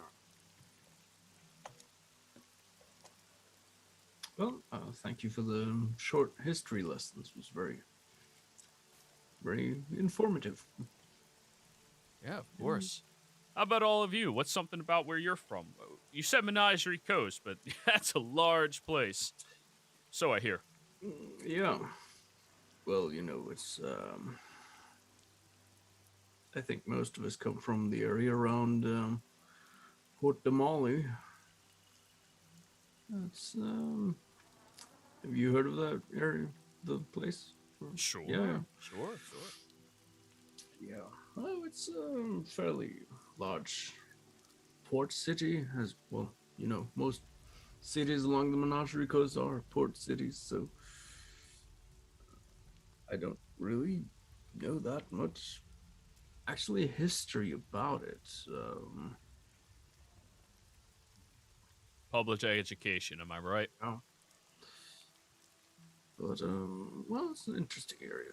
It's had some troubles, but the Celesso usually keep things orderly and under control. Well, Weather's- except that. The weather's nice. It's warmer. Here it's hot. Yeah.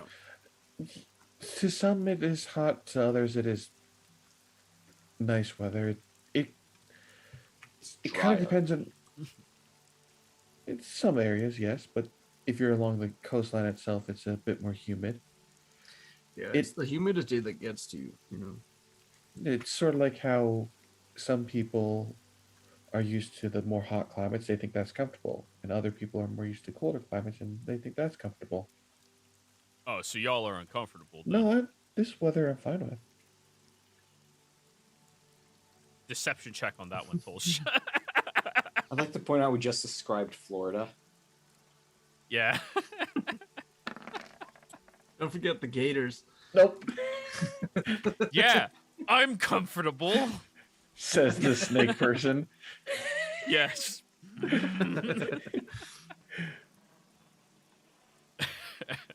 Don't worry. Once you get yourself some Pride Silk, you'll be doing a lot better. Oh. Sounds good. Are there any specific shops or vendors you would recommend in that regard? All the people you'll be buying from over here, top-notch folk. Generations of strong heritage, you know? Raised well, raised with good values. Yeah, well, sounds very good. All right. And you all continue traveling.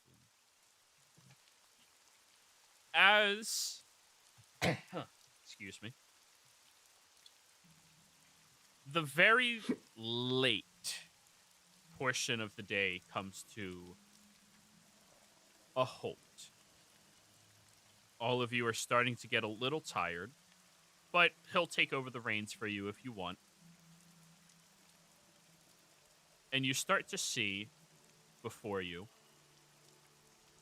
a beautiful, beautiful settlement.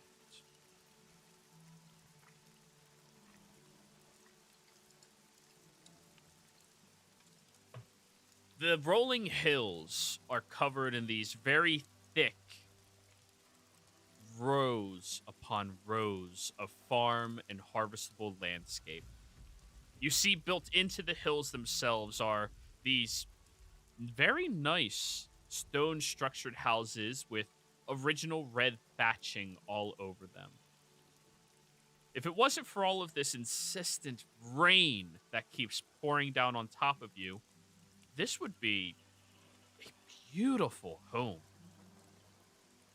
You can see this little halfling watching all of your faces as you look upon his home for the first time with a little bit of a smile.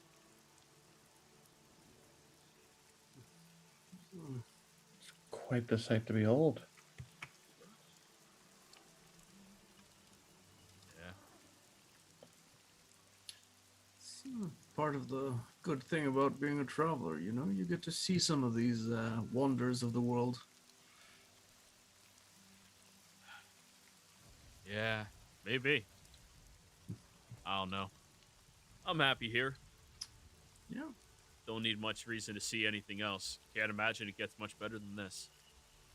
Oh, well, it's certainly something.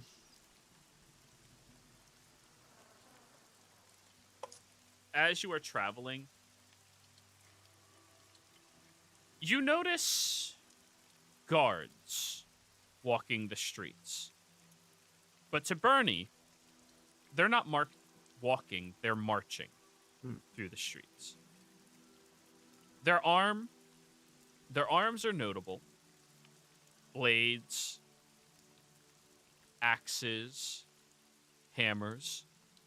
Their armor, reasonable. Breastplate mostly. And you see each of them are in formations of 6. 1 leader, 5 subjects. They seem better outfitted than regular city militia or something, right? Yeah. Breastplates above the normal guard. Yeah. He'll look back at all of you and go, "Hey, don't worry. I know people from the coast are much more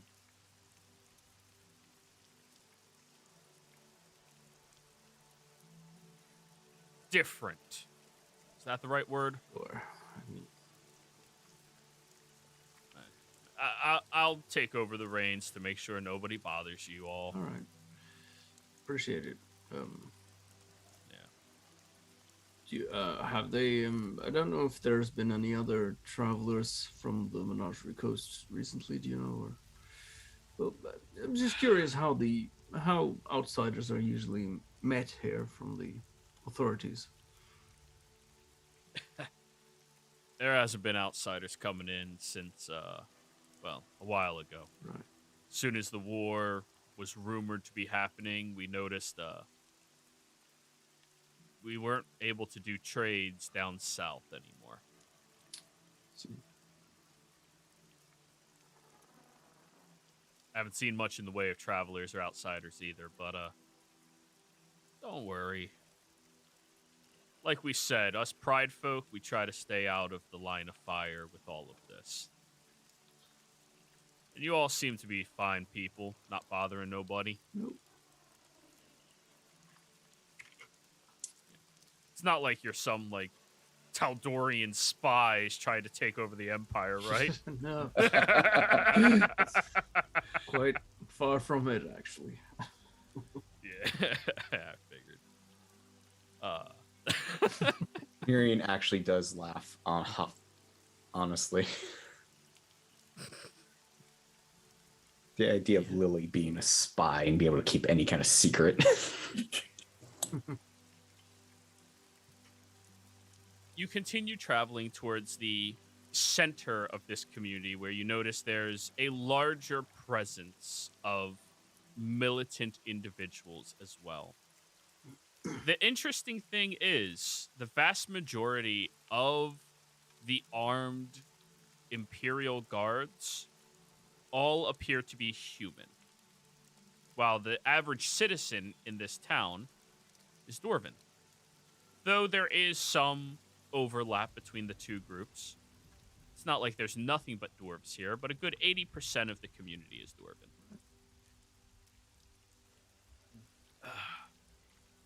All right. Well, he pulls up with his cart in front of a building that honestly smells, to all of you who haven't eaten a warm meal today, pretty freaking good. Oh, this is my first stop. I figured all of you want to come inside and, rinse your hat off a little bit. Sure, Come on. Sure. All right, big guys, help me bring in some of the meats, okay? We need the one labeled 2, 3, 7, 9, and 10. 2, 3, 7, 9, and 10. Okay, got it. Yep. All right. Most of the crates are small enough that everybody could lift one up so long as you don't have a negative strength. Marion, you can lift 2. Goliath with no strength modifier.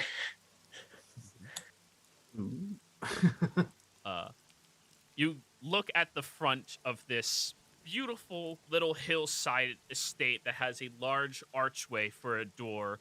The hanging side out front says the Call to Arms.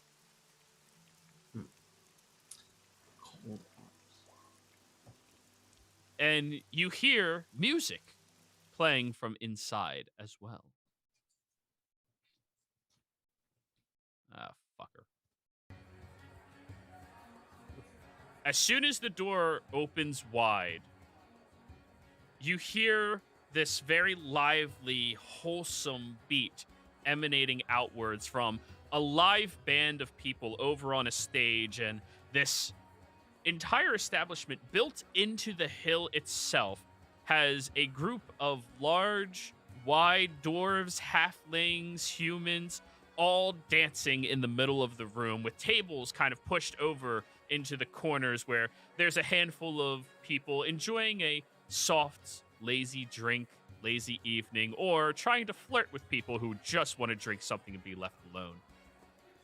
As soon as you walk in with the meet, he starts pushing through the crowd. All right, move out of the way, you heathens. We're trying to get some good grub in here. Move.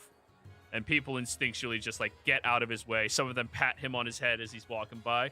Hey man, we missed you. Where's my ribs at? You'll get your rib. Just keeps going.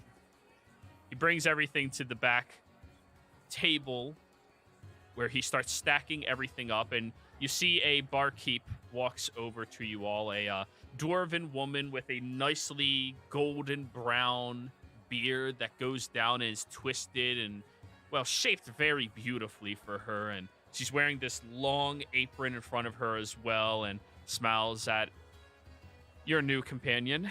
Oh, darling, I thought it would take you forever to get here. We ran into some folk traveling out there and, had to show them a little bit of hospitality first. So all of you are to blame why he's late on my shipment. Knows that's going to cost you? A round of drinks. What are you having? Huh. Well, that's a fair punishment, I suppose. Cider? Do you have cider? Yeah, we have cider. All right, I'll have pear cider, please. Pear cider. Oh, we got some. Okay, then. I'll take your recommendation.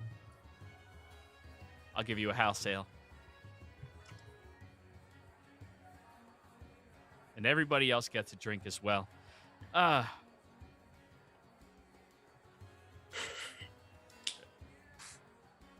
Everybody, this is Amy Armson. Amy is the current owner of this fine, long-lasting establishment. 221 years under my family. It's a respectable establishment, then. You're damn right it is. By the way, I like your horns. Big. Broad. Thanks. Yeah. Yeah. Don't see many people like you. No, I suppose not. I've heard most, Empire people like to be more, one-sided, as it were.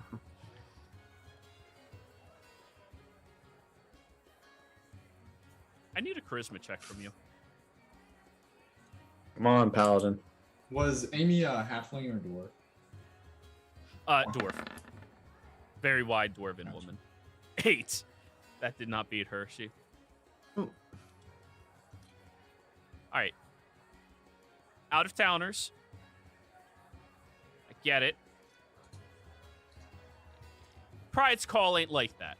All right. No, yes, we've noticed that. We like people that show us respect. Yeah. All right.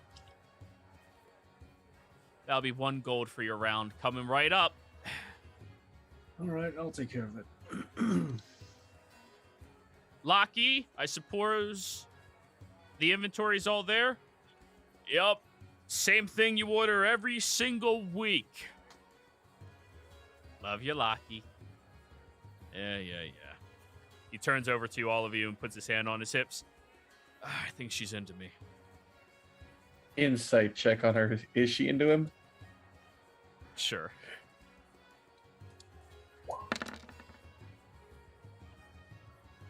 Barkeeps are usually very charismatic individuals who know how to get what they want out of their customers, which is to spend money. And to get preferred treatment for shipments coming in. Might be right. Yeah. Love this. Hey, all of you enjoy your round of beverages. I'm going to be here for about 25 minutes or so before my next shipment. Do you all want to stop here, or do you want to come with me and see the rest of town? Where are you all headed anyways? Like, do you know who you're looking for? Where he's at? Nope. Or she? Other than he was supposedly coming here at some point. To this establishment? No, just a price call. Yeah.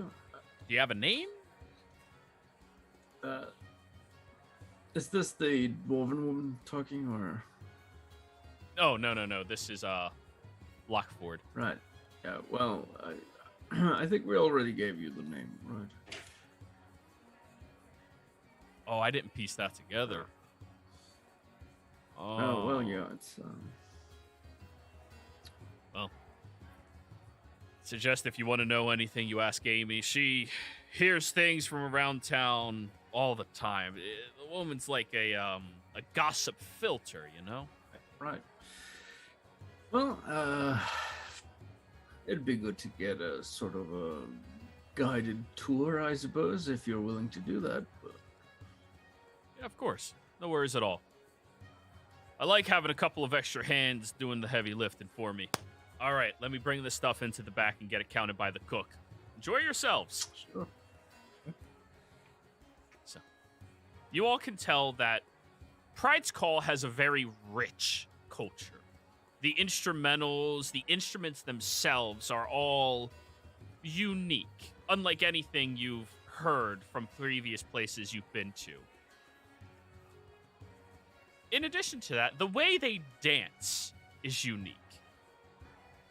For where you come from, much of the dancing happens with the upper body, swaying and gesturing, enjoying themselves. These individuals mostly use their hands to keep a good distance between their partner they're dancing with while moving their legs up and down with tiny leaps, jumps, and kicks all around. No. I'm not clicking that link. Sorry. I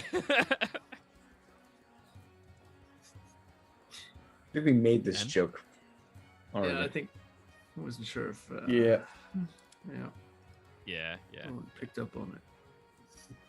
So, while this is happening, Marion, relaxing, having your house ale as well, I assume, or water.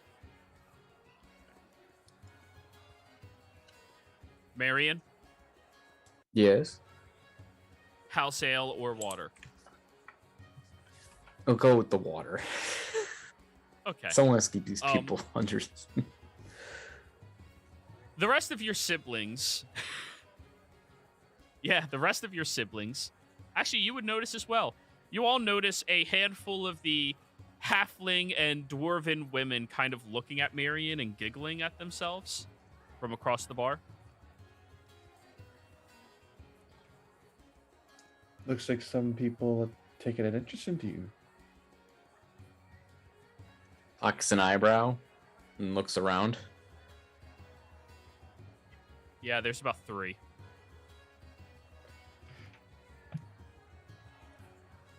Mm. So, and they just sit there in their chairs, periodically smiling at you and just continuing their little gossip circle. Tolsha, Shale, as the two of you are waiting around, there's a duo of Dwarven brothers. They look far too similar not to be related, who kind of like scoot over and, hey there, like to dance? Appreciate the offer. I'm a bit too in my own head tonight, and she just holds up the drink. Understood, yeah. Whatever you're having, I'll send you over another one. The other brother looks at you, Tolsha, and like kind of a... Just look. A kind offer, but no. Oh, go on, Tulsa. You could do with some dancing. It's fine. And he marches off very awkwardly. You see his entire face is beet red from that like 3 or 4 second interaction. And I hope this isn't overstepping any boundaries. Lily will dance, probably. I mean, I if could not see. with somebody else, I'm sure with herself, right? Yeah, exactly. Like, no matter what. I don't want to make the joke, but I have to. We're the fresh meat. As you kind of like whisper that under your breath, Amy walks back over with some large bowls of stew, placing them down off of her large saucer onto the table.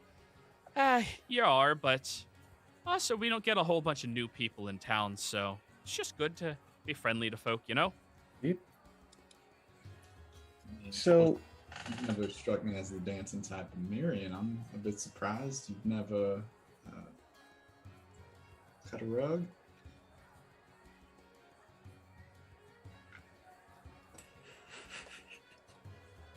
Don't look that one up on Urban Dictionary either. Hmm. I didn't exactly have a best time the last time I tried dancing. I mean, by our past acquaintance and the way Lily tells it, you do seem to have a way with the fair sex. You don't partake in any type of dancing, or Wait, is it wait. an experience? What do you mean, way with the fair sex? What? Who has been filling you with these lies? I look directly at Lily's presentation. I mean, I'm sorry if I believed. I just. Were you pulling another prank on me? not I. No, talking to Lily. Obviously, she's not going to respond, but. One thing to always know about Lily. She sees the world in her own way. Right. I mean, I got that. That's why I was just asking. I'm sorry. I didn't mean to offend. It's all right. It's all right. So the two of you are siblings then, huh? Points at Marion and Lily. Yes. Huh. How's that work? Same father.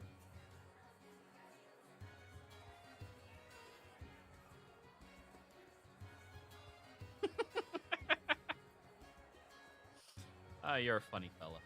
Anyways, so I heard from a little birdie you all are looking for somebody, huh? Well, there ain't nobody who comes through this town that doesn't get seen or heard by me. Yes, someone who probably arrived a year or so ago, based on the last time an acquaintance saw them. They said they were heading up this way. A year ago or so, our border was open to all the new travelers coming through here. May have to be a little more specific, sweetheart. I'll because we have a description from Yarsko of what he looked like. I'll describe him. Isn't the description in Daddy Clues? Let me double check here. No, I didn't write down the description No. in there. So, oh.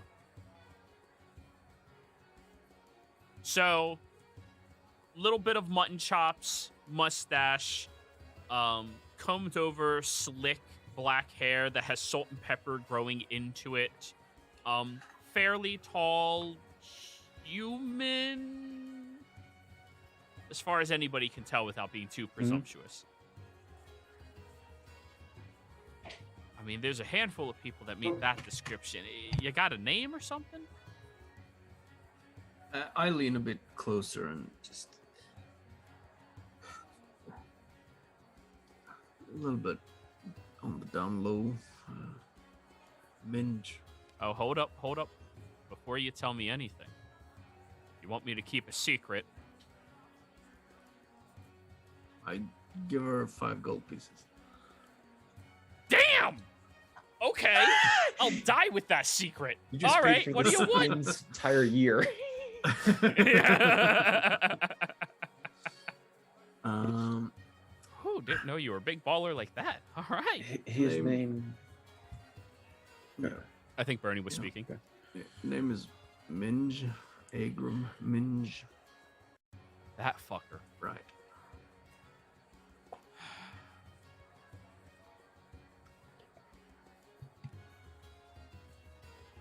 What do you want with them? Well, we're not out to cause him any harm or anything. We just want to speak with him.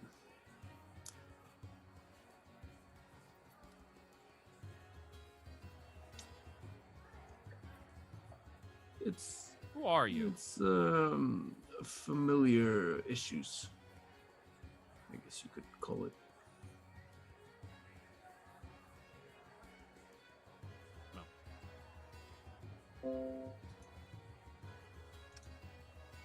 Roll a persuasion check, Bernie, with advantage, because you just tipped her way fucking more than she needed. All right. Just gonna make a joke.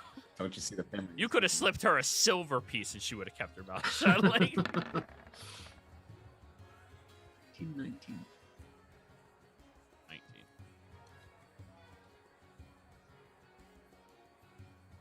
All right. All right. Can't refer to by Minge around here anymore.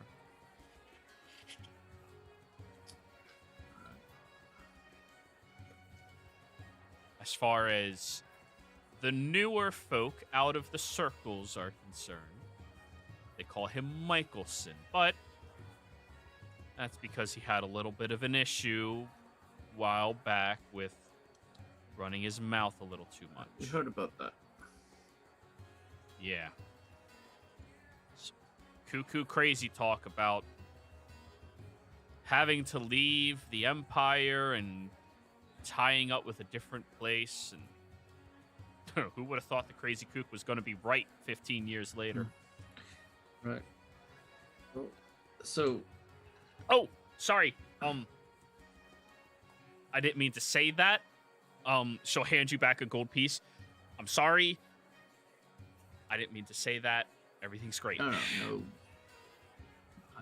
I'm. You don't need to worry about that spreading from me. And the gold piece right back. Right? I'm going to pull out my holy symbol of the lawbearer.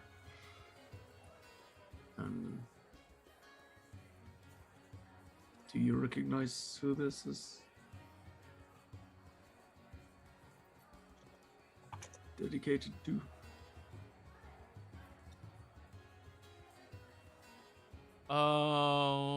1 second. Legal gods of the Empire. Ah, yeah. The lawbearer. Right. Oh, What? I'm so sorry, sir. I didn't mean any disrespect to the Empire. The Dwendalian has been doing a wonderful job No, keeping all of us It's, safe. no, I am sorry. don't worry at all. It's fine. I give you my word that I will not relay. I didn't know they hired tieflings. Oh, I'm gonna pull out another 5 gold pieces and pull her a bit closer and just. We're from Tal'Dorei. We're not spies. We're just looking for our father. Minge is your father? And Miriam gestures with his hands. All of them. She points at Lily. No. Still need to know. Oh. But Mm-hmm.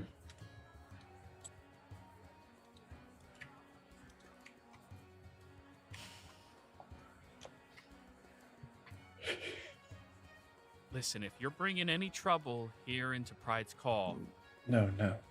Not here to bring any trouble. We're just looking for our father so we can talk to him about stuff. gee, Just bringing meats and, hoping to get another meeting.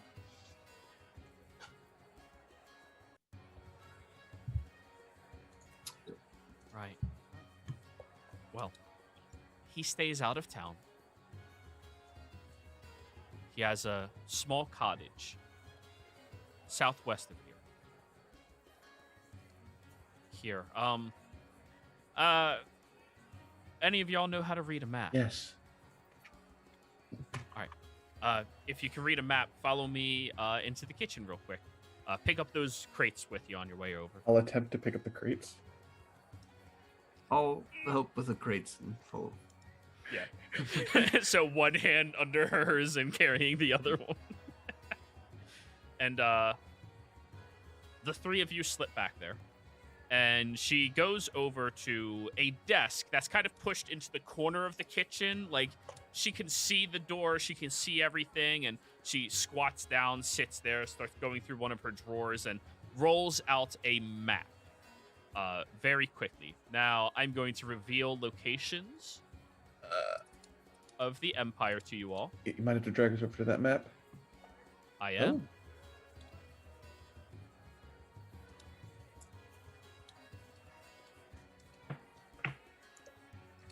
There's that one. That one.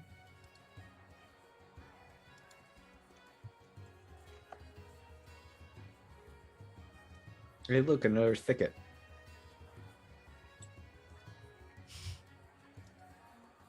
Who would have thunk it? Uh, That was so dumb. Sorry.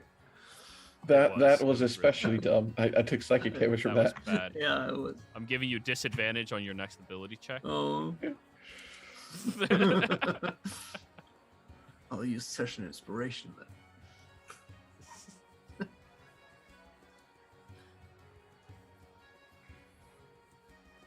All right. That's everything that you can see on the map as she kind of like folds it over, places it down for all of you to see. Alrighty. So we're right here in Pride's Call. You all see it on the Mhm. map? Do I need to ping it for you? Oh, it's fine.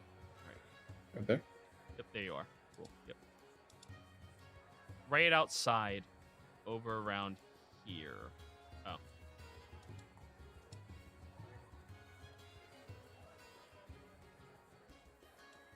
You venture out there, walk for a little bit. You'll see underneath one of the hills, there's a door connected to it. Looks kind of like a cellar. He's out there. Okay. And he goes by Michelson now? You said? We refer to him in town as Michelson. Okay. But anybody who talks with him, they call him Minch. Right, okay. We like to call people by their last names around here. Alright. First names are a bit more personal, you know? Yeah, sure. Alrighty. Well, there's your information. I hope the stew warmed you all up, and the stew was pretty good. You could tell it was like a day old stew, which is perfectly normal, Yeah. perfectly edible, still warm. But it was pretty good. You think some type of bone was thrown in there and all the meat just soaked off of it. It was really good stew. Yeah, of course. Wait until you taste the stuff when it's fresh. Anyways, I don't want to draw any suspicion to me, so all of you can... We were just helping you carry the crates, weren't we? Indeed. Oh, that's right. That's right. Lockford comes over after like checking in everything.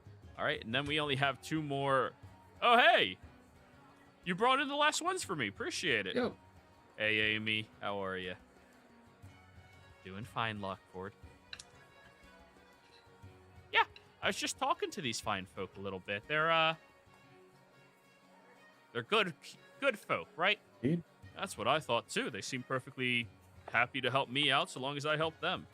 Can't complain. That's all you want out of life, right? Indeed. All right. So you all ready to head over to the next establishment? We have about 6 more stops. Of course. Sure. Alrighty. Well, it was a pleasure meeting all of you. Likewise. Take care. Likewise. Yep. Before we go, I'm going to... No, screw that. Never mind. No? No. All right. So, you all leave the tavern outside where the rain is still persisting. Oh, wrong one. Isn't this so annoying? Rain just never wants to leave me. But yeah. Did she know where your friend was? Yeah, she pointed us the right direction. Good, good. Yeah, And you're still gonna help me deliver all this food. of course. Appreciate that. You're good people. Really do appreciate that. You're most welcome. No. Over the next couple of hours, you go from establishment to establishment, dropping off. And though the atmosphere is nowhere near as good as the Call to Arms, it's still lively, exciting places to be in. Same general feel to the crowd and community. Only one of the establishments towards the end of your route that you get to, he stops you all from helping. This one, it's probably best if all of you stay here and I'll deliver inside. Right. Very well. Bunch of the military guys like to hang out here, you know, so. Mm-hmm. He stacks up a couple of the crates and waddles over to the door. You're parked roughly a good 60 feet away from the establishment, and he'll go inside, leaving all of you by yourselves for a bit. Perhaps we should stay inside the wagon as well. Just, Agreed. yeah. Cause no trouble.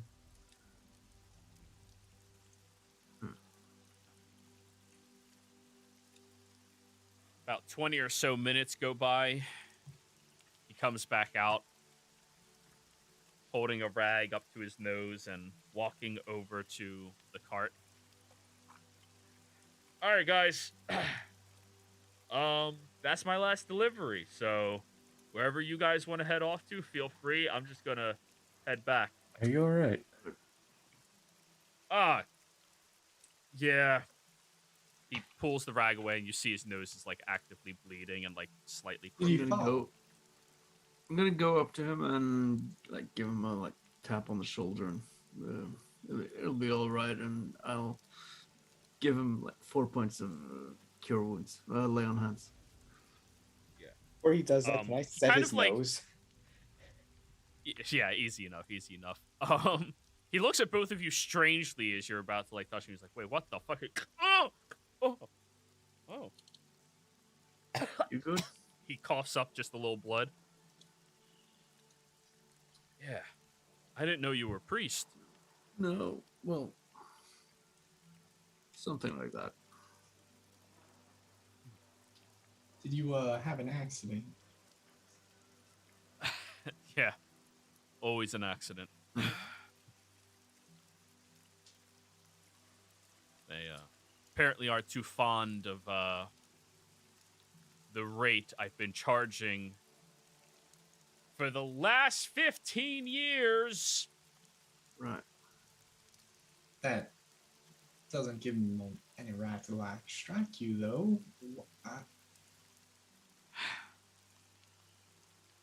When it comes to the Crown Guard, they can do what they want. More or less. I mean, that seems rather harsh. Little hit to the face, a little loss of coin. If that's the worst thing that happens to me today, I've had a great day. How much did you lose out on? About 15 silver. I will, like, for helping us get to where we needed to go and to help you, I'll give him 5 gold. Oh, hey, there's the... Thank you! Giving people enough money to live off for years. Yeah. Are you I don't want to put you in any form of I like, insist. are you a noble? Like, wait, did I disrespect you at all? No, I am so you like are it's more than fine. Totally fine. Look, mighty nice of you all. Thank you. let's just say we've had a streak of luck in terms of finances. Adventure in life sounds swell for all of you. Sure. Hey, if you're ever nearby, don't hesitate. Come by the farm, okay?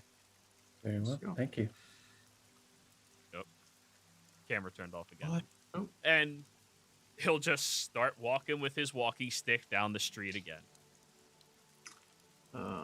He has a little, about halfway down the street, he jumps up and clacks his heels together and keeps going. He's still supposed to show us the last 4 places, right? Or I fast forward you Oh, through right, it. It right, showed you right. each of Yeah, the yeah, different yeah. establishments he was dropping off fair at. enough, yeah.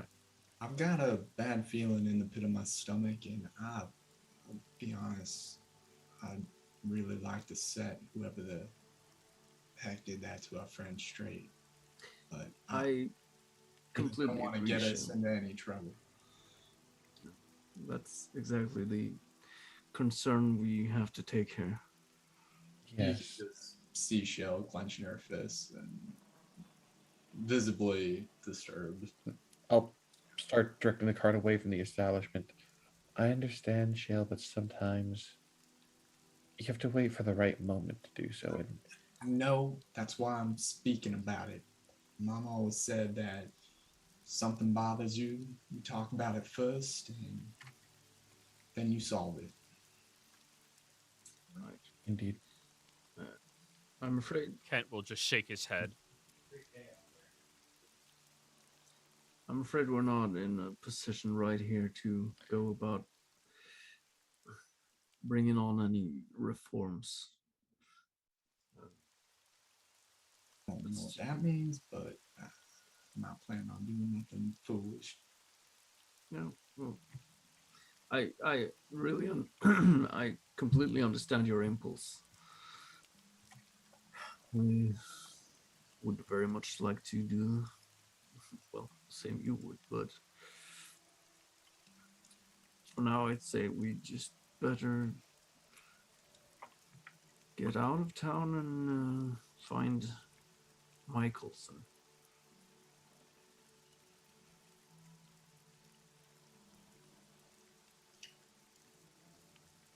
Just gonna let out a whistle for Dorothy and start walking off. So, without all of the meat in the back of your wagon, it's far more comfortable again. Makes you appreciate how comfortable it was originally. And you start traveling. Tolsha, Bernie, survival check, please. Trying to get to where you're going. You looked at the map, but you do not have a map of the Empire. okay.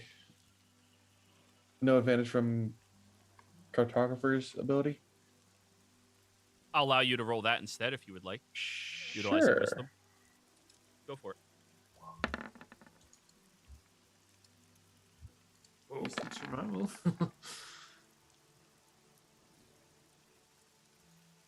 25 and 13.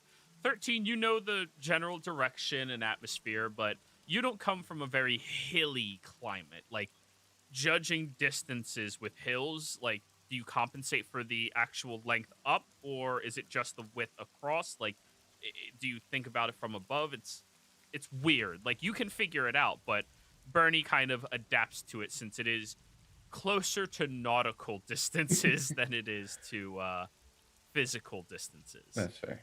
Going over hills and terrains and such. But yeah. You all travel. Maybe another couple of hours. It's now late at night. Actually, at this time, it would be early morning.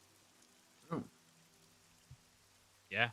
You arrived at the taverns around evening. Right. You arrived on shore midday, so.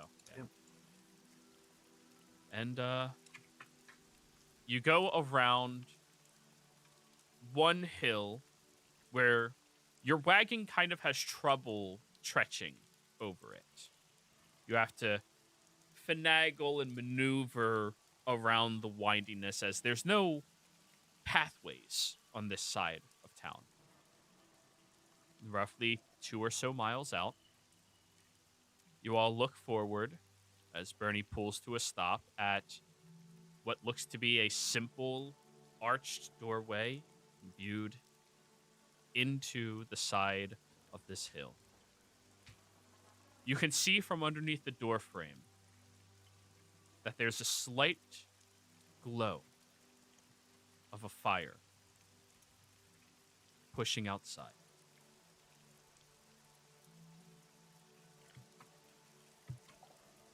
And this is where we're going to end the session.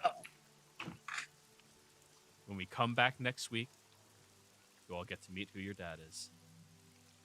Yeah, and resolve these daddy issues once and for all. All right, players, thank you all very much for playing. I hope you had a good time. Viewers, thank you for watching. Same to you as well. Don't forget to like, comment, and subscribe, and we will see you next time. Goodbye.